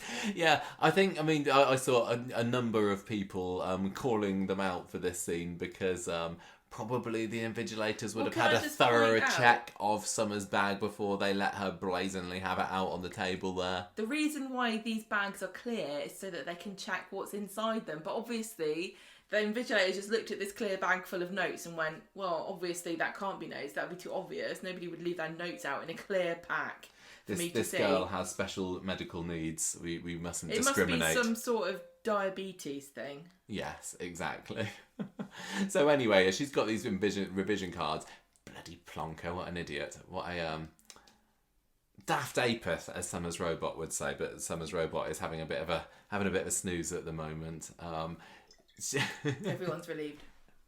You can hear the swig of Gemma's cider bottle there. That means Summer's robot is Put the quiet robot for down. a while. I've got my cider out. Anyway, she's got to the tough question where she really needs to know about, what was it, atonement? What is the theme of atonement? What is the theme of this Is there book? a link between the name of the book and the theme of the book? Quite possibly. So she says to the Mr. Invigilator, I want to go and prick my finger, please. Can we go outside? And he's like, yes, of course you can. I'll go and stand dear outside Summer. and I look trust on you, my phone. my A-star grade pupil. Let's go outside. Yeah, he does. They go and sit out in the corridor, doesn't he? He's like, don't worry, there's another invigilator, so don't worry, all you people at home. Everyone at home, we know. This know is exactly how exams exams look like. They go and sit in the corridor, and the man's there tapping away on his phone while she's realising that the cards aren't there. She's so crap at cheating. She's so crap. Honestly, I think this is She's probably not going to do it again of me. after this, is she? This is my controversial opinion. Okay, if you can manage to cheat an exam without being caught, you deserve all the marks. As a member of the teaching profession community, I cannot condone that statement. Well, I don't care officially. Well, that's what I say. If you can get away, she's proven that she's so stupid that she's number one, right? She didn't even think to herself, okay, how am I going to be able to sneakily look at these colour-coded cards that obviously look like they're not part of my exam paper, and I'm going to put them in my bag, and then I'm going to go outside and say I need to prick my finger, and then he's going to sit there and watch me while I pretend these cards are somehow related to an injection. It doesn't make any sense. No. She's dumb. It doesn't make any sense. Yeah, it was. I totally agree. I prefer the old Summer. So yeah, I wonder whether the old Summer would have managed to do this. Do you think she'd have done a better job? Affirmative. Okay, maybe she would have done. Summer's robot. So, I'm lost where I am now. I've just been stupid. She's realised, Zoom, oh no, the cards aren't in my case. And then we get a cut of the exam floor, and this incredibly shiny shoe invigilator clops up to the cards. Those shoes they're on the floor. They look like the Spice Girls shoes What? from 90. They did. They Did look they? like platform, plastic patent, chunky trainers. Oh, well, I don't know. I don't She picks remember. them up. They're right next to Aadi, and also she recognises Aadi's handwriting because it's so unique. I don't know what he does. He put little hearts over the eyes or something. How did you know that? I had no idea that invigilators were also detectives. Somebody needs to put this lady on the case of who killed Imran. She could make flipping inspector at Weatherfield Police. Give her 2 months or so. I Anyway, cracked she's the like, case of nice handwriting, Aadi. Get out. I mean, Aadi. So she kind of frog marches him out of the room, presumably leaving all of the kids alone doing their A-levels with no invigilators there. But never what mind did you get about for number that. 3? Oh, the theme is atonement. I thought it was Sense and sensibility. acceptance. So Summer goes back into the exam hall with the other guy and is a bit surprised to see Aadi's gone, and she's kind of spends the rest of the exam looking around over her shoulder. Where are the notes? Yeah, she doesn't know where the notes are. She doesn't know where Aadi is. So the exam's over later. And the invigilator's watching her, craning her neck, looking her all around, going, she's just doing exercises. She's stretching her neck. That's probably a diabetes thing. Normally, children aren't allowed to be looking all over the place because they might be cheating, but better not discriminate against this poor diabetes sufferer. Circulation. Also orphan with 3 dads. Yeah, what a greedy orphan. So she's had 5 dads. Because Drew, her father, had a boyfriend. Oh yeah, quite probably. He did? Yes. So she's had 5 dads and a mum. Leave some for the rest of us, Summer. Come on. That's not fair, is it? No. God, no, imagine her come this, 19th of June. Oh yeah, Father's Day coming up. See, this is when I regret it. Yeah, you're right. She's going to just have to give them like revision cards instead and say, will this do? Why do they never do a 2 for 3 on... That doesn't make sense. 2 for 3? No, 3 for 2 I think is what 3 for 2, buy one, get one free. But my other one's dead, so that's a bit harsh. So, she's walking past Crawshaw's office after the exam and sees her what? having a go at Aadi. Aadi. Oh, stop correcting me. So back at home, Summer is texting him, where are you? And he's like, I'm on the bus. She says she goes off to meet him. Todd can see that there's something wrong because she's there as well. Great detective work again. And then she meets Aadi at the bus stop and explains what's happened. And she says, look, He explains what happened. Sorry. She says, I'm going to confess. I can't contain this guilt any longer. I'm a massive goody two-shoes. This is eating me up from the inside. Atonement. Yeah, I get it now. There we go. If only I knew that back in the exam. He's pretty chill about it at first, isn't he? Considering he was, expelled from the exam hall in the middle of it. He's like, yeah, whatever. I wasn't cheating, so they're not going to be able to find that I was. They've got no evidence because I literally wasn't cheating. I'll be fine. No, Aadi's like, whatever. My dad's rich, and he says I'm going to take over half the business, so I don't even care. Which is like, yeah, that's typical rich kid stuff, isn't it? Like, if only we could all have that experience. Where it's like, he says, just don't confess whatever you do, because if you do, we're all in trouble. Summer won't be able to go to Oxford, and I believe that Summer does want to go to Oxford. What? That's your cue. Give Summer's robot a bit. Thank you, Summer's robot. Anyway, so he's gonna. He's going to go to work for the family business or whatever happens, so it doesn't really matter whether he passes the exams or not, so he's a bit whatever about it. Goes back to the shop and he gets both barrels from Dev, who has obviously been phone called from the school to tell him that his son is a massive cheat. Todd comes into the shop later and Dev is still going off on one, telling him exactly what Aadi's done, apparently. But then after Todd goes, Dev is surprised to hear that Summer hadn't told Todd about this. What's going on? He's going to get to the bottom of this, and he starts to realise, hang on a minute, maybe my lovely son didn't cheat whatsoever. How can you keep a track of which dad you told what? Good point. Dev goes up to Billy's flat later, and was that the first time that Dev has ever been in that flat? I know, it's great, wasn't it? It's always weird, like when a character goes somewhere where they've never been before, it's like, ooh. Like that.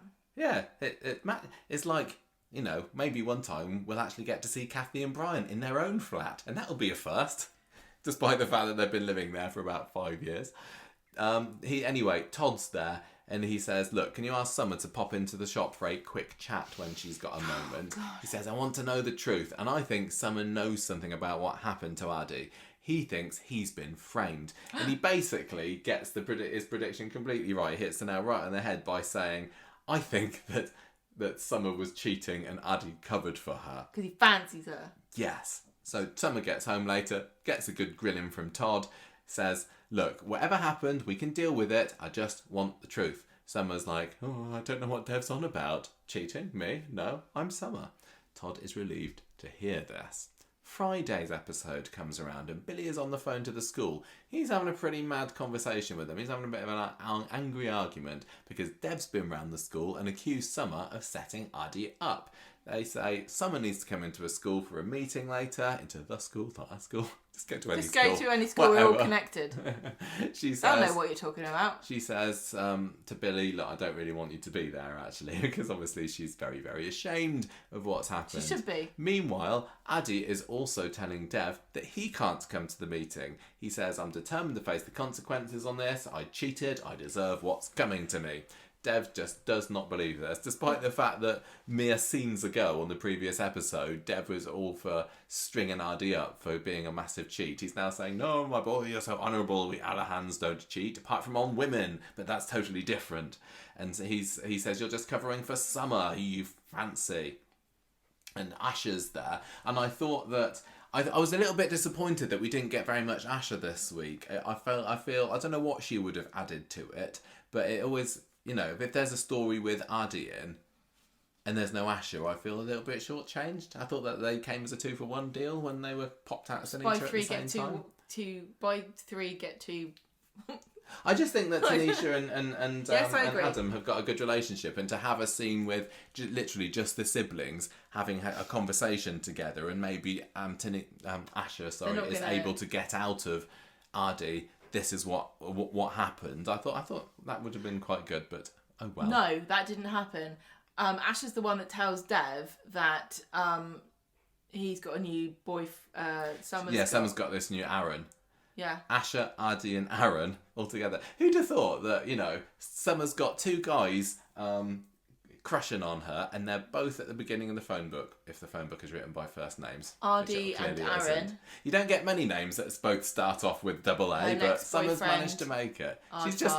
and then Aardwolf, his twin brother. She's just making her way through all the guys in Weatherfield alphabetically, isn't she? Sorry, Zidane, you got a long wait.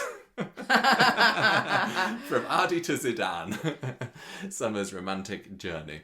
So, no thanks. Dev catches up to Aadi at the bus stop and he's there sitting with Summer. Dev blurts out to him that Summer's seeing somebody else. Can I just say how hilarious Dev was? That he was even more incensed that not only did his son kind of throw away his future a little bit here because of a girl, but the girl didn't even like him and he thought it was his job to tell Aadi. Like, it would have been okay, son, but guess what? This slag's seeing someone else.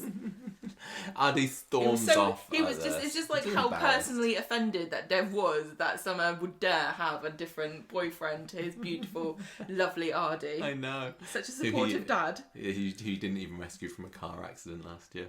Summer tries to follow after Aadi and they end up in the school together, and I don't really know what happened about that. But this is when Summer's saying to Aadi, oh, I'm sorry for not telling you about Aaron. Aadi says, look, I'm not covering for you because I fancy you or anything. Pfft, no way. I'm just a nice guy. Or does she say you're a nice guy? I don't know, but basically... Somebody says something about it. They both agree that Aadi is a pretty nice guy. So, Crawshaw gets Summer into the... she gets Aadi into the room first, but we don't hear about what they talk about. Then she calls Summer in and she says, what happened? What is your version of the events from yesterday? By the way... the exam board have told me that if I don't get the truth out of you by the end of today, then you're both getting disqualified. I thought that was I don't know if that's really what happened. No, I think she was... She's bluffing, was she? Yeah. Nice try. No, you won't worked, be getting a job in Weatherfield Police. Oh, how dare you? It did. Well, no, because Summer, she kind of hesitates, doesn't she? And she says, oh, I just thought... if I could get through the exams, it'd be better, so I cheated. So, she's yes, so crap. She does get the truth out of her, but unfortunately, that doesn't match with what Aadi said earlier, because Crawshaw then gets Aadi back in and says, well, you gave your account saying it was you. Summer gave her account saying it was her. Who is it that's telling the truth then? Summer says, it was me. She's absolutely determined to confess now. This guilt's been eating her up for the past day, 2 days. I am or whatever. Spartacus.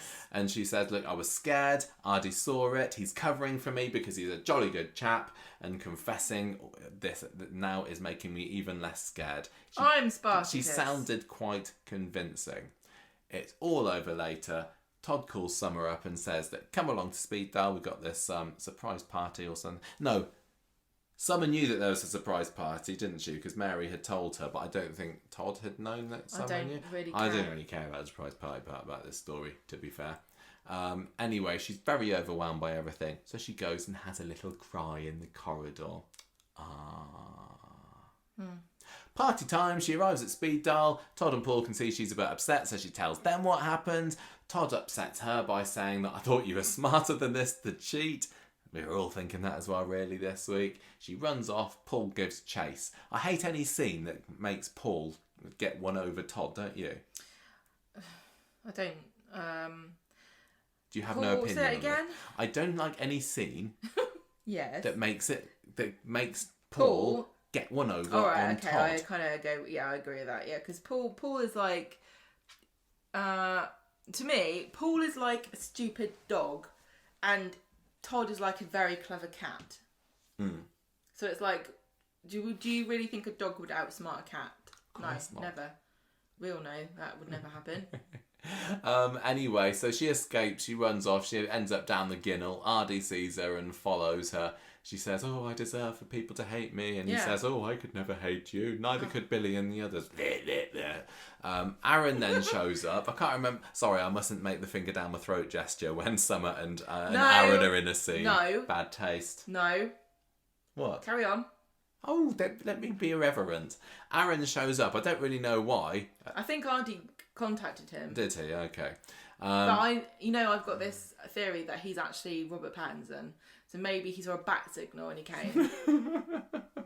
What would Batman look like if Gotham City was Weatherfield? Well, Roy Cropper, clearly. Yeah, he is a Batman, isn't he? And Nina Ridley is Batgirl. So I would actually watch that if they made that into a show. Me too. Surely Roy is more like the faithful butler man. Because he's got his own apron and everything. No, I don't think. No. Who's the rich millionaire in Coronation Street?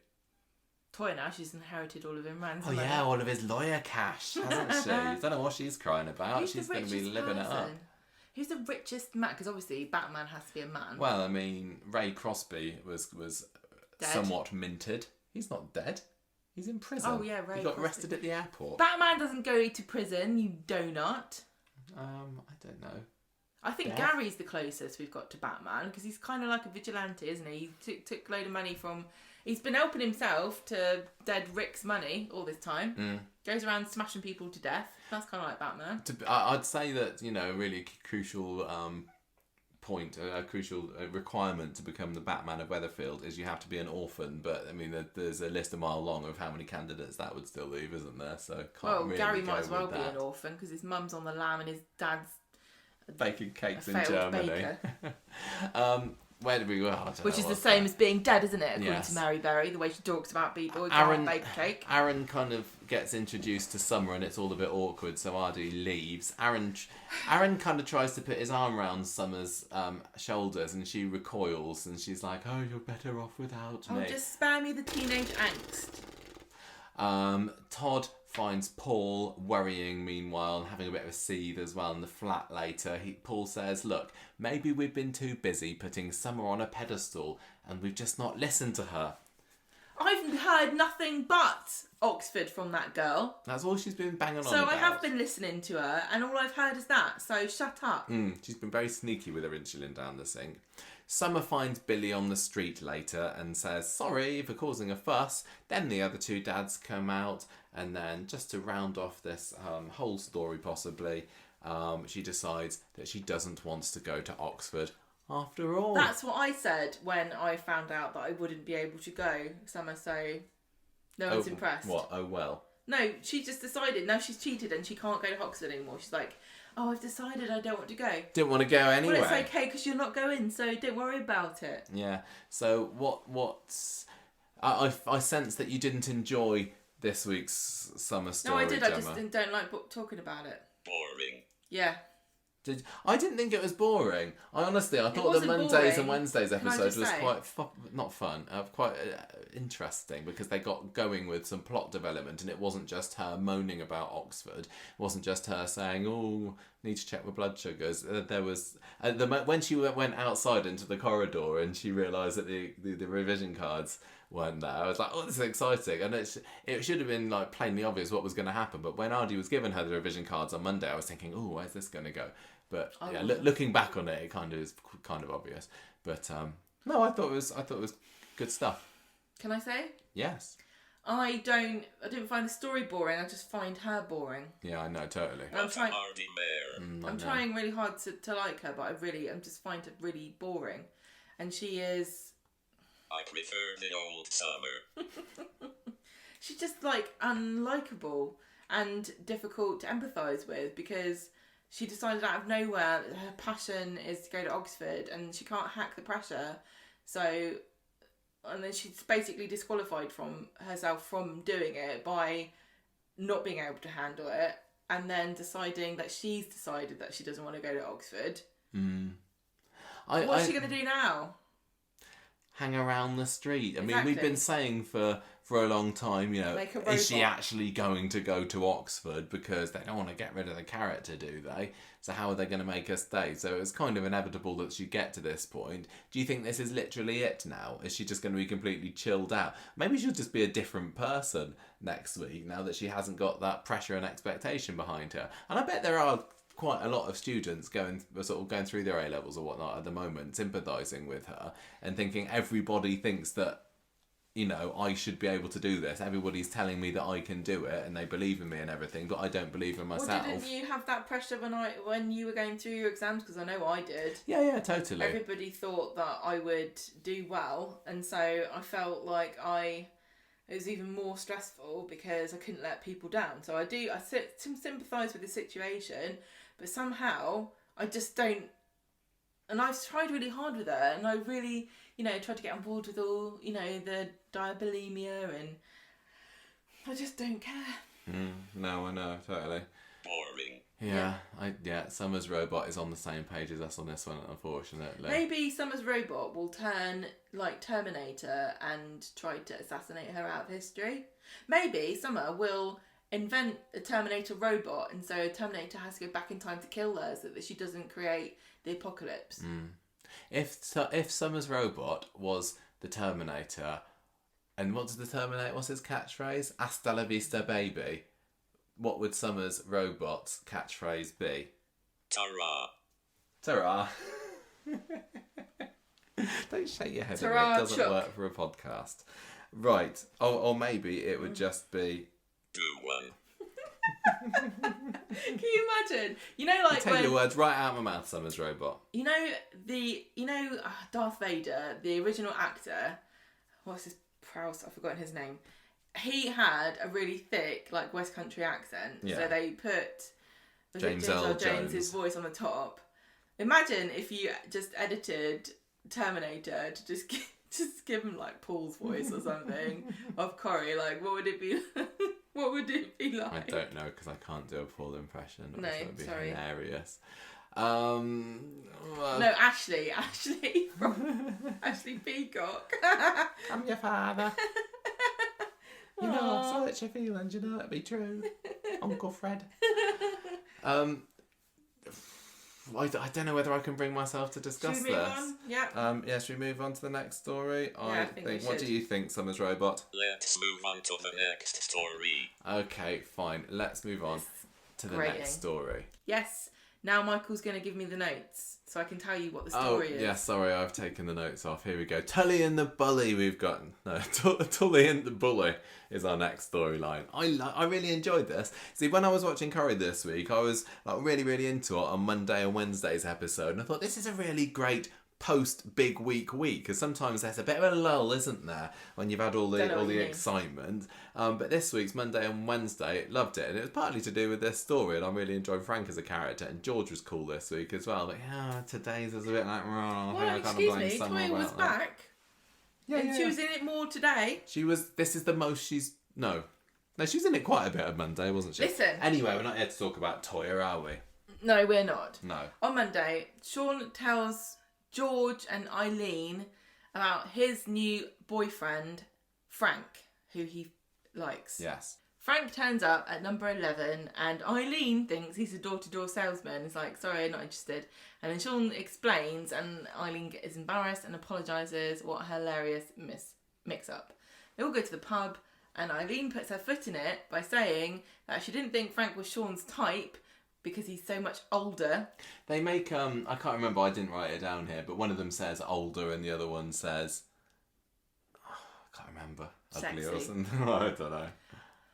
Frank's at the bar, Eileen tells Sean he's got good in there, and then George comes in, and Frank, immediately makes it obvious that he knows who George is. He calls him Georgie Porgy. What a handy coincidence. Yes, it is a very small world in Weatherfield, isn't it, Robert Summers' robot? George does the George face, Yes. he basically, his face is like the emoji of the, the staring eyes. It is. The blushing cheeks. It totally is. I do like George, but stop doing that face, no, please. there's so many things to be surprised about. Apparently, George and Frank went to school together, and Frank's telling all these old school stories about pranking the teacher and putting stuff in his bag. And George is squirming, and he eventually excuses himself. And then back at home, Eileen's trying to talk to George about Frank, but he will not discuss. He keeps changing the subject, and Eileen can see he's hiding something, but what is it? Turns out that Frank was a bully and he picked on George at school. There's a whole group of people who used to bully him. When they found out what his dad, Archie Shuttleworth, did for a job, and Frank was the ringleader and he was very nasty. But then one day, George tried to stand up to him and it got worse. So he just used to pretend he was ill so he didn't have to go to school. And then... You used to do that. Yeah, I did. Hated school so much. He didn't even have to pretend because he worried himself sick. And then seeing Frank brought it all back, and it scared him actually. And he doesn't know whether Frank's going to come back because Sean lives there, and Frank might want to stay over. And he can't cope with the idea, so he goes back home. Apparently, he's completely cured now. The CPAP machine worked a charm. Nobody's mentioned it or talks about it. They literally have mentioned it. One of the things that George says in that episode is, I don't want him to see me in a CPAP machine and him to make fun of me. Don't interest me. So, why would he see him in bed? I don't know. Maybe he's trying to slip in there with Eileen. On Wednesday, George comes out. Maybe Eileen and Sean share a bed or something. That's See the only way. the only way they can fit so many people in number 11. They're all just there like the grandparents in Charlie and the Chocolate Factory, topping and tailing. How quaint. That's going to be the future of Britain, isn't it? Yeah. On Wednesday, George comes over and he's not happy to see Sean talking about how dreamy Frank is. And Eileen tells George, let it go. It happened so long ago. There's no need to be hung up on it. Boring. Yes, that's what what she she was say. Why did you say that? Oh, no, that's what. It wasn't me. boring. It was Summer. I think Summer's robot is what he's trying to say here. Is that Eileen was saying that it was boring. It's being boring. Yes. Eileen, Affirmative. Yeah, exactly. I don't get it. Eileen wants to speak to Frank, and he's like, I don't know what you're talking about. I don't really. Oh, maybe I do. Actually, yeah, I did. I did used to call him names. Everyone used to call him names because he's fat old spooky George or whatever they used to call him. He just says I bet there's not a George anywhere up and down the country that hasn't been called Georgie Porgy. And then he tries to say, oh, people used to call me Frank, and then he makes, I can't remember which comedy Frank he was making fun of. Frank Spencer. Yeah, that's right. Yeah. Ooh, Betty. Yeah. I'd call him Spanky Frankie. And then I'd slap him on the bum and see if he liked that. Probably would. Yeah, I could have been quite an imaginative little bully. And he was made fun of. Yeah, it's just ribbing. And he's like, look, I understand, but I think you need to say sorry, and I think you need to be frank, and I think you need to Nice. I think you don't mention that I said anything about it. Just be sincere and apologise, and don't make any more stupid jokes. So Frank sees George outside the Undertaker's, and it looks like he's being genuine. He's like, look, sorry mate, if there's any, bad blood or anything, can we just bury the hatchet? And George is like really defensive, and he's like, I don't know what you're talking about. I don't even remember going to school. He says, there's no hatchet to be buried. I insist you join Eileen and I for dinner. Is that right? Or did Frank insist that he joined him? He insists, he and Eileen, he tells George, Frank you says, and Eileen come to dinner with me. Yeah. With me. Yeah, that's right, isn't it? Yeah. And George is nervous about this. And Sean and Frank arrive and George is doing his best and everything seems to be going alright actually. And George relaxes towards the end of the meal and it seems like Frank might be a changed man or maybe he's just putting it on because Eileen's there. George goes up to the bar because he says to Eileen, I better pay the tip, which is a custom I've not heard of. Apparently if someone else pays, you pay the tip. Well, we don't really get anyone buying our food for us, do we? So no. Is this a thing? Right, okay, I'm going to make a note of this. Next time I take an undertaker out for a meal, he pays the tip. Okay. George goes up to the bar and Frankie's there and he's singing his song and I don't know what the song was. Like, I don't know what the song was. No, I don't. No, it wasn't a funeral march, was it? It wasn't a dun dun dun dun dun. But he's like, anyway, he's singing something. And he's like, just like la la la la la. And then George says, "Oh, I see. This is that song you used to bully me with when we were kids. You haven't actually changed at all. You're still horrible and mean. You can get stuffed. I'm not giving you a tip." So Nick's there going, "Oh, I didn't have anything to do with this. Why am I getting stiffed?" So he walks off and George packs his things again, off in another huff, because Frank's turned me into somebody I don't want to be. I'm going home. At least until Sean has seen the error of his ways. Oh no, the end. Of? George. And? Eileen. Sleeping together with a CPAP machine. Yeah. I enjoyed this week. I like this. This was good because I thought this was a nice kind of low-key, don't need to invest too much in it story that was still kind of interesting. It was also a story that I think is easily relatable and I don't remember them doing something like this before. But it's a very common experience. What do you do if your friend or someone you know starts dating someone you hate or is mean to you? Yeah, and you know that they have been a bad person in the past. Well, I mean that's getting a bit more specific, but everyone's had the experience of this guy's a loser. I don't know why he's with him. Or like I remember when I was being bullied at school, and this person who bullied me doesn't seem to care or remember. Yeah, and so many people have been bullied, and they probably. Lots of people wonder, like, what would I do if I were to encounter my bully again? Now it's 10, 20 years have passed. So I think this is definitely a relatable story. And I just loved it that it was Tony Maudsley being given the serious-ish stories again, because he can be far too buffoonish.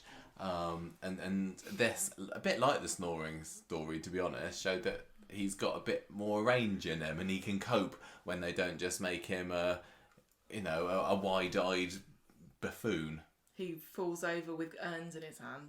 Exactly.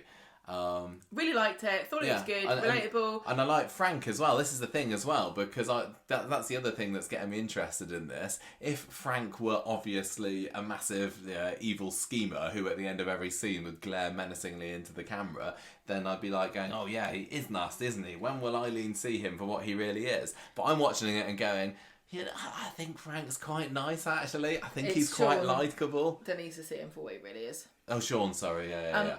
Yeah, there's just enough plausible deniability in Frank and what he says and how he says it to make me sort of wonder, like, is this really just George overreacting, and is it not that big of a deal? Because I think I said on this podcast before, like, when I was a kid, I do remember picking on people and I do remember being picked on, but I definitely was never bullied, and I definitely never bullied people in the same way that George is talking about. Like, there was never a situation where I was but I remember just making fun of people on the off occasion, like being sarcastic and a bit of an arse.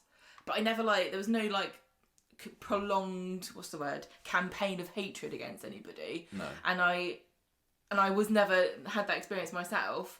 So is George kind of like overreacting to something that was teasing? Definitely some people, some children will say I'm being bullied when actually they're not. And some children think that if somebody's mean to them once or twice, then that's bullying, but it isn't. And George can be quite sensitive. Yeah, bullying is like a prolonged campaign of repeated But offensives to try and upset someone or hurt someone or. But what George is saying is definitely sounds like he was probably bullied. It does sound like that, doesn't it? But then, is it possible that Frank as a child was kind of oblivious? Because children are cruel and they don't often understand the consequences of their actions, and that's why they're children, and that's why you have to teach them, what's right and wrong and etc. Yeah. Well, so is Frank? Is he just like, I don't honestly remember doing any, like, and also... It was a long time ago. How old are they? I wouldn't remember. Eileen, Sue Cleaver we just saw has turned 60-ish. So let's say Tony Maudsley is the same age. So we're going back, what, 50 years? And I think if we were to say, that Frank, he's a wrong and once a bully, always a bully, not true at all. He's had a lot of life and a lot of change. And I would like to think that he really has turned a corner, but that doesn't mean that George... George's experiences. That doesn't... If it was so harrowing, it might have stuck with him for all these years, and I can certainly... imagine that haunting you for the rest of your life and affecting your confidence forever. So to be confronted with this guy and then kind of to be told, oh yeah, sorry mate, and then the next thing you know he's there taking the mick out of you again, it would infuriate you. But I can also, like this, I don't know why I'm playing devil's advocate for both sides here, because I know this is probably upsetting some people who have been bullied, and I don't mean to belittle or diminish anybody's experiences, but I can also imagine if Frank's a bit of a, he's not very self-aware, or I can imagine if you used to sing a song to somebody and you thought it was a laugh and you saw that person, that song might trigger in your head, and then you might start singing it to yourself without really thinking, oh yeah, that's what he doesn't like it when I sing when he was singing that but song. I don't know what the song was. It could have been something really offensive that I don't know. No, I'm not sure. When he was singing that song, to me, he was doing wasn't it like, doing it on purpose. Like he didn't realise. That's how I really like to think that, because I'll be gutted if Frank's I really do after think this. that Frank is an arse, and it's going to come out that he is a horrible bully, which I probably will. don't think is realistic, because I don't really genuinely think that 50 years on you'd still be so invested in bullying somebody that you picked on when you were a kid. No. But maybe some people are just stuck like that in that childlike mentality. Maybe. I mean, Frank seems to me to be the sort of person who life has treated well, and he's kind of like got by on his scouse charms and his good looks and everything. So he used to be on Brookside, and somebody posted a picture somewhere I saw the other day of what he was like on Brookside, and he was definitely, hunk of the week sort of material. So I think that he's just cruised through life, not really caring necessarily or even noticing that he's upset people. Well, listen, and now he's still doing it, but I don't think that he's mean at heart, really. I think also George is too kind. Obviously, he's like a big teddy bear, and he said he tried to stand up for himself. But what I think he obviously didn't try, and it would have been an easy thing to do, especially in I'm assuming, school based in either Manchester or Salford, is take the mick out of the kid for being the Scouser. Why the hell didn't you do that? You would have had everybody on your side. Very, very true. Just go, calm down. Yeah, exactly. I mean, it writes itself, it's so doesn't easy. it? I feel a bit sad that Sean it gets another bad boyfriend if he turn out to be a wrong one. Totally does seem like the sort of mean girl sidekick that would end up with a guy who happened to be a childhood bully. Yeah, maybe you're right. I'd just quite like to see Sean settle down. Do you think that Sean is going to show his good character by realising that Frank is an evil bully and siding with George, even though I wonder, Frank's but really then Sean can be a massive bitch as well, can't he? That's what I mean. So if I wonder whether if Frank started, if it turns out that he is nasty, whether he started kind of making fun of George in Sean's company. Sean would join in. Yeah, he probably would. Sean is like, I'm going to write in Regina George's burn book kind of a guy. Yeah. I don't know where it's going. You're right. I mean, for some reason in my head, Frank isn't a long-term character on Coronation Street. He feels like a He's guest here star. for this story. I mean, if you're in a Sean story, by default, you're a guest character, aren't you? And then you'll be put away in the cupboard for, or Sean gets put away in the cupboard for another 3 years. I think this is a good story. I like the fact that it's about bullying and how the effects kind of permeate your life. I think there's more to this. I think that I don't think that Eileen's taking George seriously enough, and that's kind of reflecting on the way we're talking about this. So I hope that George comes back and he sort of explains a bit more to Eileen about how it really truly affected him, because he did tell her, but Eileen was just kind of saying, "Oh, grow up." Well, yeah. He's not a bully and he's not that person Because I anymore. don't think she's had that experience. When she was, I can't imagine anyone trying to bully Eileen as a girl. No, I bet she seems towered like over she everybody. would just flatten you. Yeah. I was just thinking, you know, you were saying I don't think they've had a story like this before. We did get it slightly when Molly Dobbs came into, whatever she was called, Molly Compton came into the show, didn't she? Yeah, because she bullied Fizz. No, it's the other way around. Fizz had bullied her when she was at school. You're although right. that's only going back, 5 years long, or so, wasn't it? So it was very fresh in their memories. And we also knew the bully, i.e. Fizz, and knew that she had definitely changed and she was not a bad person by then. So it's similar. But that to me didn't seem to be a bullying story. It kind of seemed to be, what's an interesting way that we can introduce this character Molly? Oh, let's say that she was bullied by Fizz. Whereas this is more about the long-term effects of bullying. I don't know if it is, but that's what it is for a bit. I just thought it was a nice twist, because we were introduced to Frank 2 weeks ago, was it? The week before the #Big Week, and I didn't know where it was going at all. And when George came in and was surprised to see him, I was definitely very intrigued to find out how he knew him. And it exceeded my expectations, which.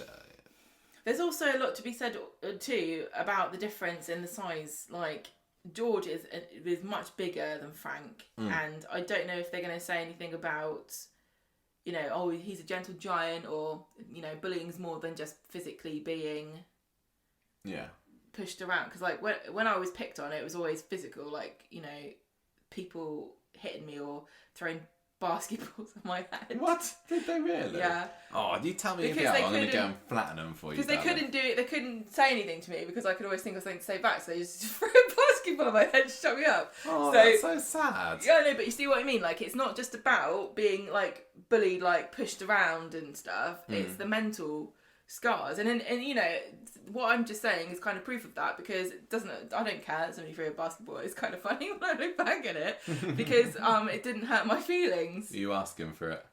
No, I was sitting there being quiet because I was scared to throw a basketball at my head. I think we need to move on. Let's just, before we do, Summer's Robot, what did you think of this George story? I was right chuffed. Oh, there we go. Unanimous. This was a good story this week. All three of us enjoyed it. We should score each story individually. I can't be dealing with that one. Right, Turner and Smooch. Should we move on to the next story? This was hench. Yes, we should. This was totally hench, this story. I learnt a new word Very this hench. week. Did anybody else have to Google hench? I knew what hench was. How did you know? Because I'm proper hench. You're down with the... Oh, yeah. Is that right? Hench means... I'm hench and you're stench. What? How rude. Hench means muscular and fit, according to the Urban Dictionary. So that's what Max was proclaiming himself to be when he was chatting with Sonia, was it, this week? I think this podcast is very hench. Yes. So, this is the story. Shona and David, who were my comedy duo of the week, They were great. They were so good. Julia Goulding was like, I've not been given anything to do literally for a year and a half or so. I'm gonna be Shona it to the max. And she was so funny this week. She was great. And her and Jack P. Shepherd, what a brilliant chemistry they've got. The interesting thing about these two characters is that they're funny by themselves, but I don't know that they've ever lent so hard into a comedy duo as they did this week. I think you're right. They have a little bit, and I've always seen it. I've always been a Shona and David fan, but this week they really a proper double act. This is this could rival Sally and Tim at their height. This could be who's going to be getting the partner. What is it called? Yeah, partnership. Best partnership awards or whatever. This is definitely something that needs to be. They just bounce off each other. But can I say as well? Another thing I noticed this week is more of that with Jenny and Daisy. Now, Jenny and Daisy also work absolutely well together, and I think we're starting to see, even though it's just been a gradual process, really does feel like the COVID stuff's kind of gone out the window now, and everybody is relaxing more into working together and more closely together, and now we're going to see a bit more people sparking off of each other. Hopefully. Because the thing about both these groups of people, both Daisy and Jenny and Shona and David, is that they're really good when they're bullying people and picking on them and making fun of them, because that's, well, you know what I mean, reacting to other people. And so these characters need other people in close proximity to spark off of. And I'm very excited, and I'm looking forward to seeing the more. Other thing you said about the post-COVID is that we actually get to see the inside of the cabin today, didn't we? Yes, we did. This is the first time this year, maybe. Didn't quite have Shona working in there. Don't forget that she apparently had a job in She's there had a since duvet like week. February. She is on a duvet week this week. I love Shona Shona for her duvet week. Is this like you and your birthday month, isn't it? Oh yeah, my duvet birthday I month. bet Shona has a birthday month. Oh, she probably does. Anyway, they're making fun of Max on Monday morning because he's going for school and he's got his eau de toilette on, and they're like, "Is there a girl you fancy?" He's like, "No," and they're going woo woo woo, just totally ribbing him, which is very cruel but a lot of fun. They're doing it. I just want to say one thing also about Shona and David with Max this week. This is like one of the very few times when I watch Families on Coronation Street and I think, I'd really like a kid. Like, I would love a kid to make fun of. Don't you think, like, the dynamic of them all, like, making fun of each other or, like, saying you're rubbish at jokes or... I think it's really nice and cute and family-esque. I hope we never go for fostering, Gemma, because if they say, "Why do you want to foster a child?" I just want someone to make pick on. fun of, yeah. So anyway, they go to school. Later on, Max and the Scally Brigade get off the bus, and there's this girl Sonia with them, and his very tall mates are ribbing him about fancying her. Are they ribbing him or are they bullying him? Ribbing. It's just they're also having a bit of a dig. Now, how old's Max supposed to be? 15 or so? I mean, these guys that they were with were pushing 15 foot almost. They were huge. And, Corrie's not so great at getting the kids' ages and heights. It doesn't right and matter everything, as long as but they're... it's just a thing. As long as they all match up with each other. If they don't need a guardian, they can be in the show.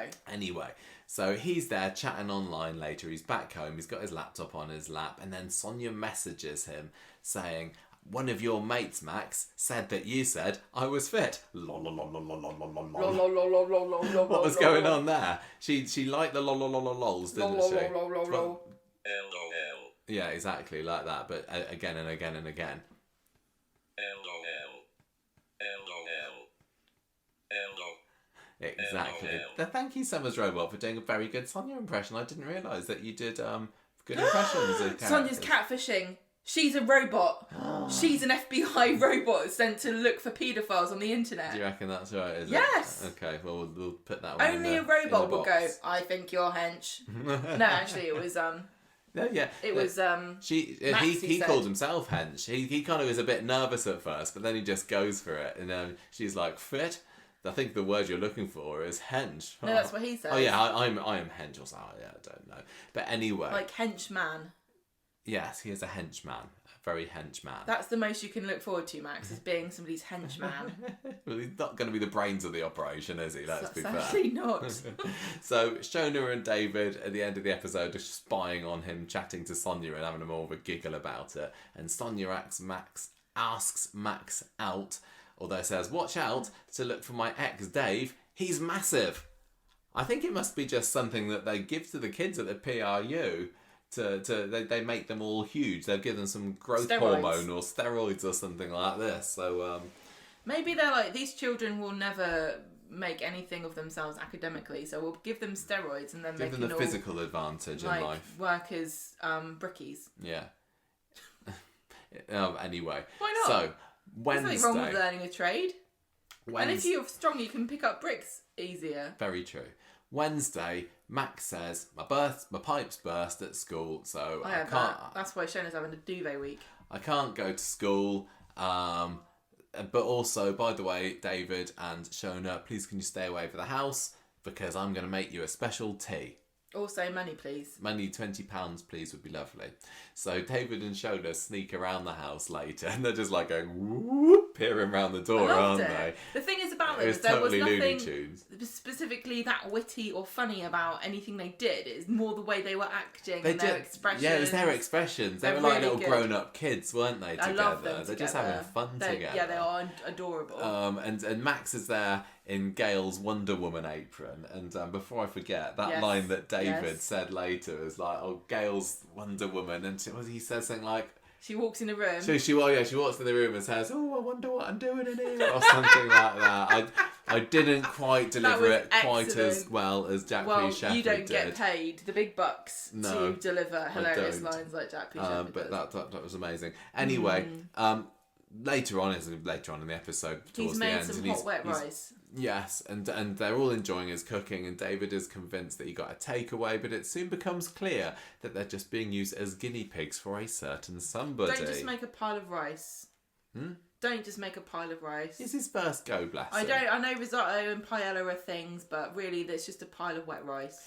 Anyway, after dinner, Shona and David are digging for details about this Sonia bird, and he tells them that, yes, I am trying to woo someone, and she is recently single, pretty much. They just find the whole thing hilarious. It probably is quite cute. I can totally imagine. If you're a parent and your child is like a teen who's dating for the first time, how could you resist? But the thing, you react in two ways, don't you? Because there's probably lots of parents that think it's terrifying. Like, who are you going to get pregnant? Yeah, I think that the parents of girl children, a bit more cautious. Yeah, I guess so. And then Friday, this is when Shona's having a duvet week. She's taken some time off work. David decides to join her, go back to bed, and Kelly tries to ring him, doesn't she? And then he puts the phone down on her, and then kind of sachets back into the bedroom, doesn't he? Does a little hip wiggle back into the annex. I just want to ask Shona what she's thinking getting up at 8:30 in the morning when she's on a duvet week. That's not commitment.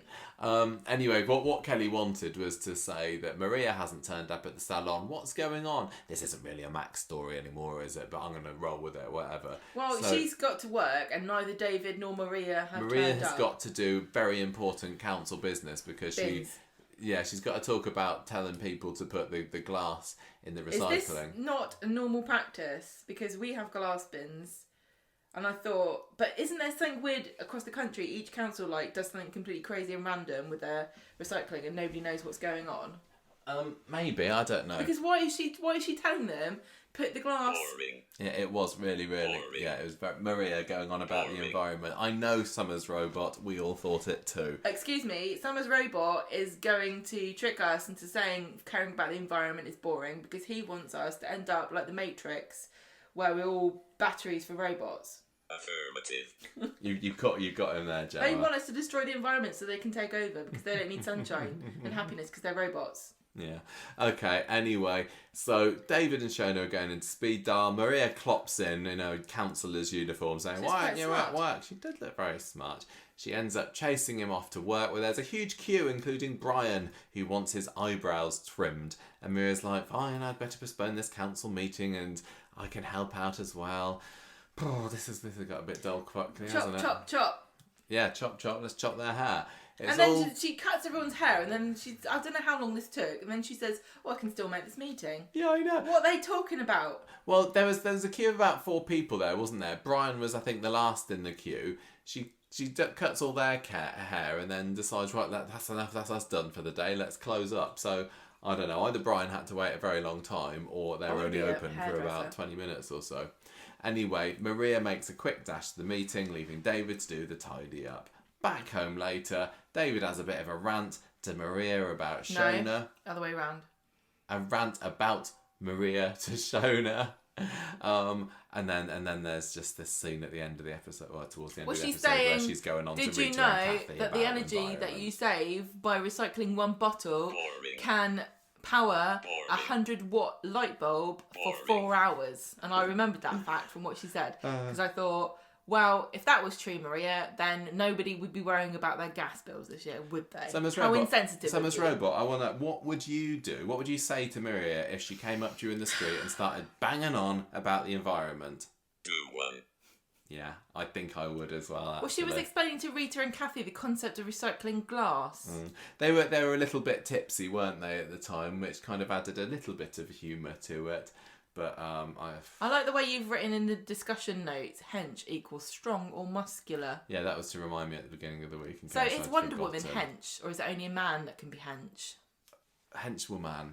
No, I don't know. I'm not down with the kids. I don't understand these things.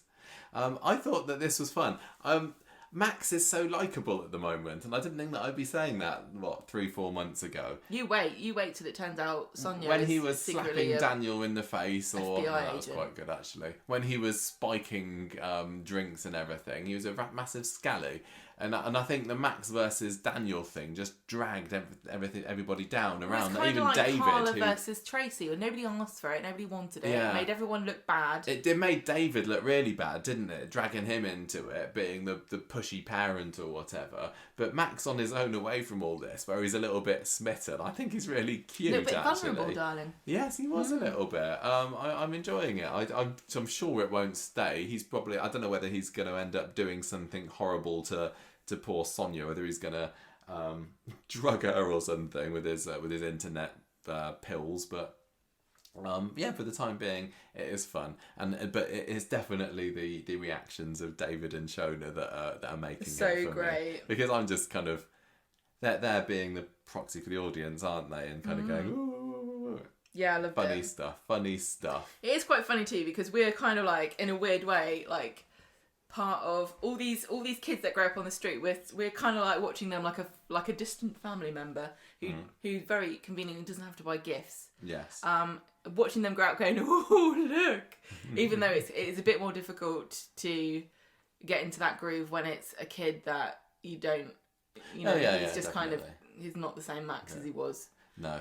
I don't know whether Summers Robot has got anything, but he probably feels the same way about Max as he does about Shona at the moment. Not Shona, I Summer. prefer the old Summer. Max. Yes, exactly.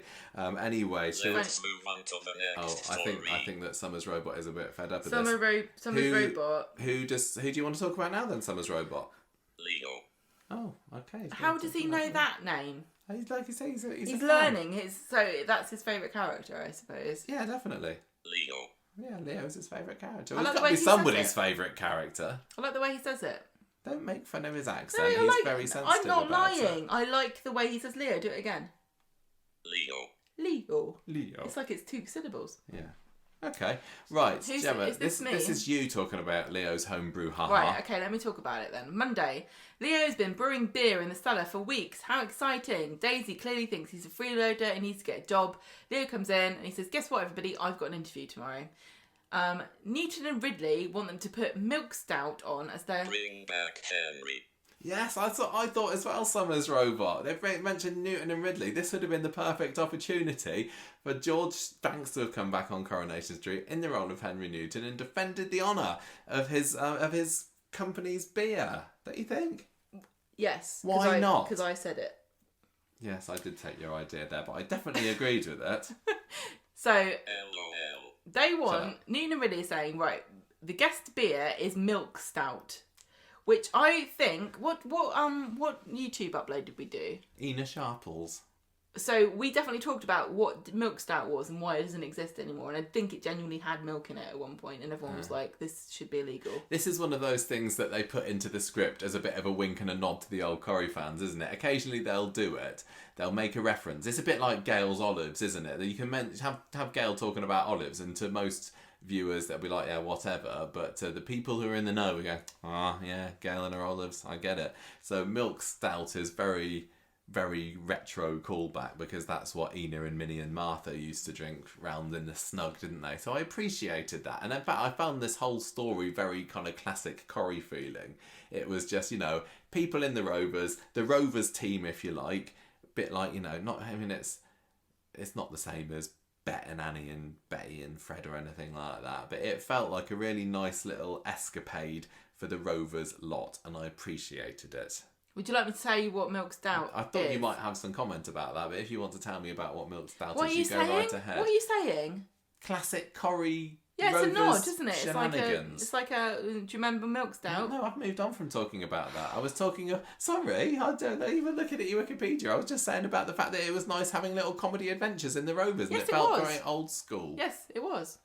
Affirmative. Okay, we all agree on that one then. Tell me what milk stout is, please. It's a stout containing lactose, which is a sugar that comes from milk, and because you can't ferment it, because yeast can't ferment it, it stays in the beer. And they used to give it to nursing mothers to increase their milk production. That's hilarious. And apparently Things people used to do. Mackeson Stout is a milk stout, which is still available. And it's being revived by craft breweries. Oh, well, there we go. So that explains why they put it on. It's not just a nod and a wink. It's a real thing that people drink. Nice little poem there, Gemma. Thank you very much. Jenny's not really keen about it, but Brian's like, yeah, let's have like an ale tasting. So Jenny says, instead of doing the milk stout, I'm going to put Leo's ale on the guest pump. And it's called Eisen Sour. Did you say heat pump then, Gemma? But it's like, what? Flashbacks. Jenny and Daisy are on Wednesday trying this Eisen Sour craft beer. And it doesn't look they like put it in a teapot, don't they? Which I thought was a very timely nod to Paddington Bear drinking tea from the spout of the teapot for the Queen's Jubilee. No, I love this. It was, yeah. It was. You're right. It was pouring classic, a cup of silly, ale into a teacup. And then, but, well, fun and absorbing to watch because of how good the characters are. Their reactions when they took it, where it's just like, the look of disgust. Brilliant. So Leo comes in and he's like, I've got this interview and I might take some of this beer with me to impress them. And they're like, don't do that. So he goes off without it and says, I'm really looking forward to the tasting tonight. And Daisy and Jenny are like, what the hell are we going to do now? Brian comes in and he's like, I can't wait for this beer tasting. And Jenny He's says... got Kathy all dolled up, hasn't he? Or was that later? Sorry. I don't know. Apologies for the same day? I don't know. Yeah, so Jenny panics and says, we're not doing that anymore. And Daisy says, it turns out that Newton really don't like it when you just put any old thing in a pump. Brian says, I told Kathy that we were going to go out this evening and have fun. And Jenny's like, okay then. I don't really understand what happened here, but then they say, let's just make it a little private tasting. Okay. Leo comes back for the interview and it's done really well. And Jenny's like, I don't know how to break it to him that he's crap at brewing beer. I don't know why he would think his first beer would be that good. Can he not deal with disappointment? No, his mum probably put all his paintings on the fridge when he was a little boy. He's a grown man. This is the first time he's ever tried anything and it not worked. Because I thought he tried to stop everyone falling down a sinkhole because that was actually his job. But he didn't do very well at that, did he? Somebody told him, you've been in the show for 8, 9, 10 months now and you're going to have your own little storyline now, Leo. And he's like, what could possibly go wrong? I'm going to make the best damn beer ever. I feel like the way that Jenny's also supporting him getting a job, considering how desperately he failed her the first time around, murdering her husband in a sewer pipe because of his incompetence. Yeah. What job is he trying to get? Because he was a surveyor of some description. And he's like, I should have... Prostitute. Summer's robot. Come on, you got sex on the brain, You're going to get us in trouble. Leo... Oh, Michael, you thought you were up. It wasn't me, it was Summer's robot. So if Leo's trying to get a job, so I would assume that this is a skilled profession, right? Prostitute. No. Carry on. Is it... Okay, forget it. No, go on. Jenny agrees that they can have a thingy thing. Brian comes in to get his pint, and it looks like they've given him the wrong thing, and because he tells Leo it's amazing. It's much better than Newton and Ridley's. And Leo's really chuffed, because it looks like he's definitely going to get his job, although maybe he should become a professional brewer because of how good his beer is. Yeah, he comes back from the interview, thinks it's all go well, hasn't it? And then when he finds out that... Did he say... No, he was going to take some of his Eisen Sour along... I said that earlier, but you're too busy looking at your robot. I'd look at my robot if I wanted. It's Brian a very gets a well-made bit drunk, robot. and Kathy's getting miffed off because she thought she was going to go out for a fancy night out. And then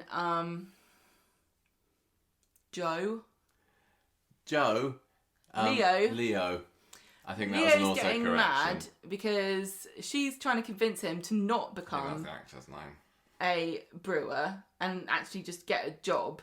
And he realises that Daisy actually switched the pipes over, and all the stuff that Brian thought he was drinking was actually Newton and Ridley's, and nobody's been drinking his Eisen Sour. And then he takes a drink of it, and he just walks off without a word, like, oops.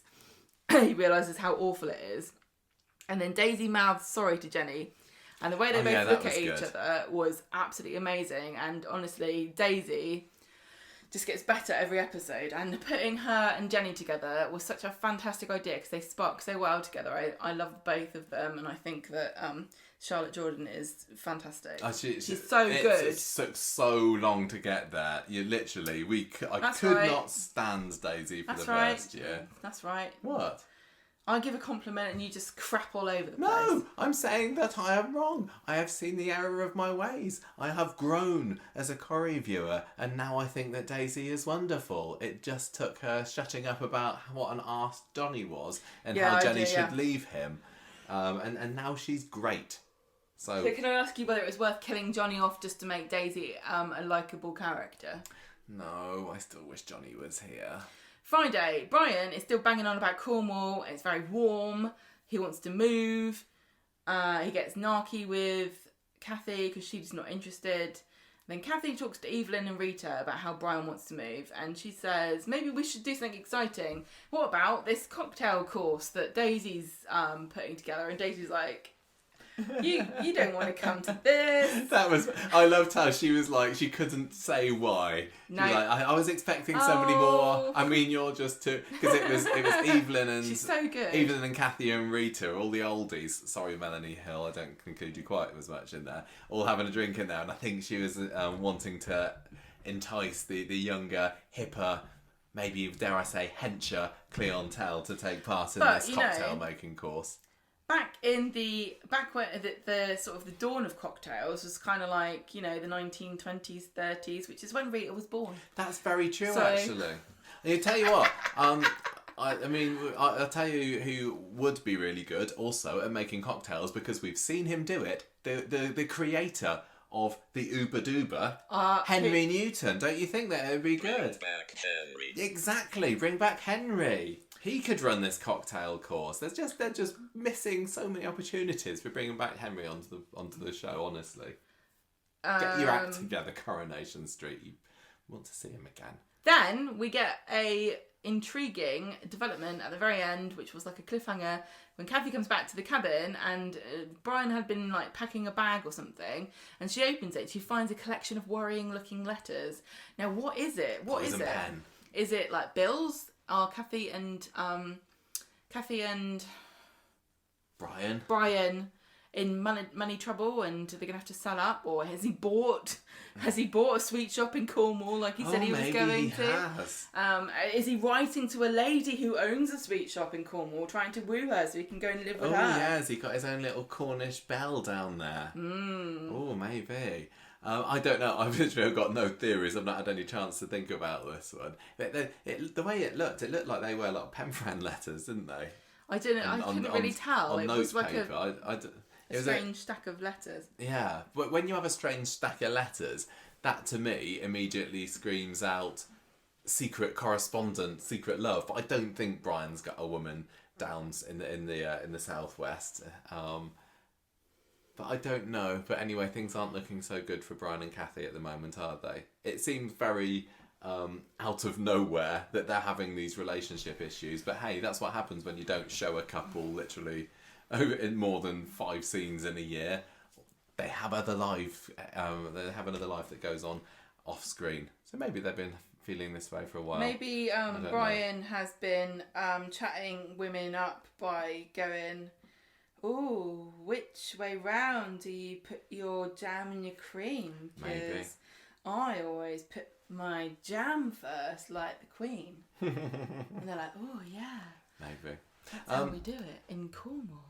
I think we're missing out the fact that Leo had a story this week. He's had nothing to do forever. Did you any developed thoughts about Leo this week, Gemma? Where did the name Eisensour come from? Is it just that it sounds funny because... Well, it was a sour beer. He knew that he was brewing, and he's not that great at making puns. Sorry. I know I can talk, and that was about it, I think. I don't know. It didn't... This storyline didn't do any... it didn't make me like Leo anymore. Well, I found the link, Michael, yeah. What? There is a centre for rehabilitation called in Manchester called the Eisenhower Centre. Oh, it's got to be that then, hasn't it? You're right. Unfortunately, it is in America. Oh. So it's probably not the same thing. Is this the end of Jenny and Leo? What is his job going to be? Will he ever brew another beer again? No, I don't know. I just think that why Leo can't needs men to go accept away. failure? Leo has absolutely no use for show. He's a waste of time. Tell you what, Get though, rid of him. He's proper hench. Don't you think? He is very, very hench, I have to say, but no, honestly. Can you say proper hench or is it very hench? Or just hench? I don't know. He's Is extraordinarily he henchly hench? Yes. I don't think they say hench anymore. Well, whatever. I good for him for getting a few scenes, but you've still not made me feel anything towards him, and I don't know why Jenny is lumbered with this luggish lump of the Leo. Hench. So that just leaves the Fizz and Phil story, which wasn't particularly very much, but they're doing a bit. Too long. What is? This podcast. No, it's not. It's fine. It's too long. It's fine. Fizz and Phil are planning their wedding in the cafe on Friday. They're not having a wedding in the cafe. They're planning the wedding. Yes, that's what I said. But they're in the cafe. I know, but you make it sound like they're planning their cafe wedding. What, like Roy and Hayley had? Their wedding number 1. That was so romantic. Bernie wangles herself an invite. Fizz is a bit mad. That was hilarious. Yeah. If you ever plan a wedding, you'll know this happens. People invite themselves. Yeah, it's true. Anyway, she also talks to Phil about a massive crack. But also, if anybody's having a wedding, can I come? I haven't been to a wedding for... We haven't, have we? Jolly long time. Anyone want to get married out there? Anyone on the south coast? Maybe we can travel. She says that there's a crack in the hall in the lounge ceiling. So can you please see to my crack, please? Shut up, Phil. Can you feel my crack in? No. And he then goes back home to sort her out. No. He'll sort it out. Sorry, what? Don't tell me no. He's such a killjoy. Later on, he comes back into the cabin. He manages to find her there. I don't know how he knows that she's there. But he's all covered in milky caramel paint. And what happened was that he was trying to investigate this crack, made it worse, hole in the ceiling. He was trying to reenact the classic Corrie waterbed scene with Derek and Reg and Maureen. But it helps if you're on screen. Yeah, it just ended up with him covered in a few spots of paint. And it also went all over the wedding invites, which kind of sucks. They've got this whole huge, massive house. What are the chances that the wedding invites would be in the probably, square metre or 2 that this paint fell in? Anyway. Well, she tells Tyrone and Evelyn about this, and she moans, and then Tyrone offers that she can come and stay with them, and she laughs, and it's like... Don't worry, I'll find somewhere in my mansion that's not covered in paint. I know, she says, I really want to plan my wedding, but I can't possibly do it with the house, all the building work going on. I think you probably could, Fizz, but never mind, it's just an excuse to get you back with some more time with Tyrone, isn't it? It takes so long to get to Cardiff and back. Tell you what, Sean and Beth were being, unsurprisingly bitchy and nasty, where Fizz was trying to wangle herself a place on their sofas or whatever, wasn't she? She was like, oh, anybody at the factory? Anybody want to offer me a place to live, maybe? And Sean's like, oh, no, I can't. We're so full up at Eileen's house. And Beth's like, oh, no, I can't because Peanut's got her extra room or something. I thought they were just being a bit mean. So, yeah, of course, it just means that she winds up with Tyrone's house. And there was the funny little scene at the end of the episode where Evelyn's a little bit tiddly, isn't she? And Tyrone's, she does. That's right. Tyrone says you can stay, and she politely declines. But she's gonna be there. She'll be sleeping there Monday night. If you've got a house as enormous as Phil's house, which looks easily to have 5 bedrooms minimum, and you're doing all of it at once, and there's nowhere to stay that isn't a building site, you're doing it wrong. You're doing it wrong, yeah. Yeah, house buying, you're doing it wrong. And that takes us to the end of this very whimsical street talk. Yes, it was so whimsical and funny. It was great. I enjoyed it this week. We're not having the robot back. We are having the robot back. Let's have the robot back, because we need to know what the robot thought of this week. We need to... Summer's Robot, who was your character of the week, please? Dirk. Okay, interesting choice. He wasn't in it. One. But you can have it. Leo. Leo, you can have Leo as your character of the week. Fine, whatever, Summer. I'm surprised you didn't pick your creator, Summer. Give her a bit of support to the home team, but okay, fine. I prefer the old Summer. Oh, yeah, that would make sense, yeah. I'm going to get Matilda Freeman back, maybe. No chance. Okay, no, maybe not. Okay, what about you, Gemma? Do you have a character of the week this week? Toyah. Why? Because I love her and I want to protect her. No, maybe it should be Leanne. She was, she didn't. Toyah didn't need your protection. She's got Leanne. I think maybe Leanne. I'm sorry, Georgia Taylor. You give it to him, She's last listening. week. She's listening, going, what? What do I have to do Snatching to it get from character of the week? From my grasp again. I'm assuming there's going to be more drama next week with Imran's funeral. Yes. But I will say, actually, genuinely, I loved Leanne this week. I don't have a real sister, and I would love to have somebody have my back in the same way that Toyah and Leanne have each other's backs, even though they're not really related to each other. I just love them. I love how they fight for each other. I love seeing Leanne's power of evil bitch being used for good, although lots of people would not agree that was what was happening. I think you're going to eat crow when the real cause of the crash is discovered. Yes. So don't get too cocky about hating Toyah, because you're going to be eating your words. And that's my prediction. So you got Leanne as character of the week. I don't think I'd pick Leanne, although I totally agree with you with what you said. I don't know. Maybe it could be Toyah, but then Toyah did spend most of Wednesday's episode not in it. Well, she was having a proper duvet week. She was, wasn't she? Honestly, that scene where she was lying there crying and looking at the empty cot on the end of Wednesday's episode, bloody hell, that was brilliant. By far, by a landslide, the performances that stood out head and shoulders above everybody else this week were Georgia Taylor, and just her crying. She's so good. She's ripped. And the crash scene where she watches the CCTV, it was brilliant. I loved her. Is she my character of the week, though? Because I enjoyed a lot of this week. I enjoyed Aadi. I think he was very honourable. Aadi trying to take the rap for Summer's cheating. Good on you. Although, don't bother. Don't do it for a girl. Just exam deception. I enjoyed Frank. I enjoyed George, actually. You can't give it to Frank because he's an evil bully. Is he, though? I wish we'd paid more attention to the song that he was singing. I thought that Jenny and Daisy were very strong. I thought Shona was absolutely brilliant. Shona and David together. You know, I've never been convinced, but I could be persuaded. Just saying. I am going to take a risk here. And my risk is that I think probably Toyah might get character of the week another week, because I think she's probably got quite a lot to come. And I just really want to give it to Shona, because I love Shona so much this week. Wow. Can I give it to Shona? Shona is charming, I will say. She's charming, she's fun, she's, a bit feisty, she likes a duvet. You can't relate to that. I certainly can. I'm really glad that they dialed down Shona on her post-shot in a box craziness. She's pretty much back to old Shona now, really, isn't she? Good for her.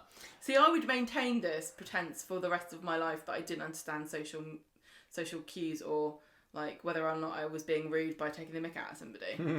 Yeah, I know, just for laughs. Or just to excuse my bad behaviour and poor social skills.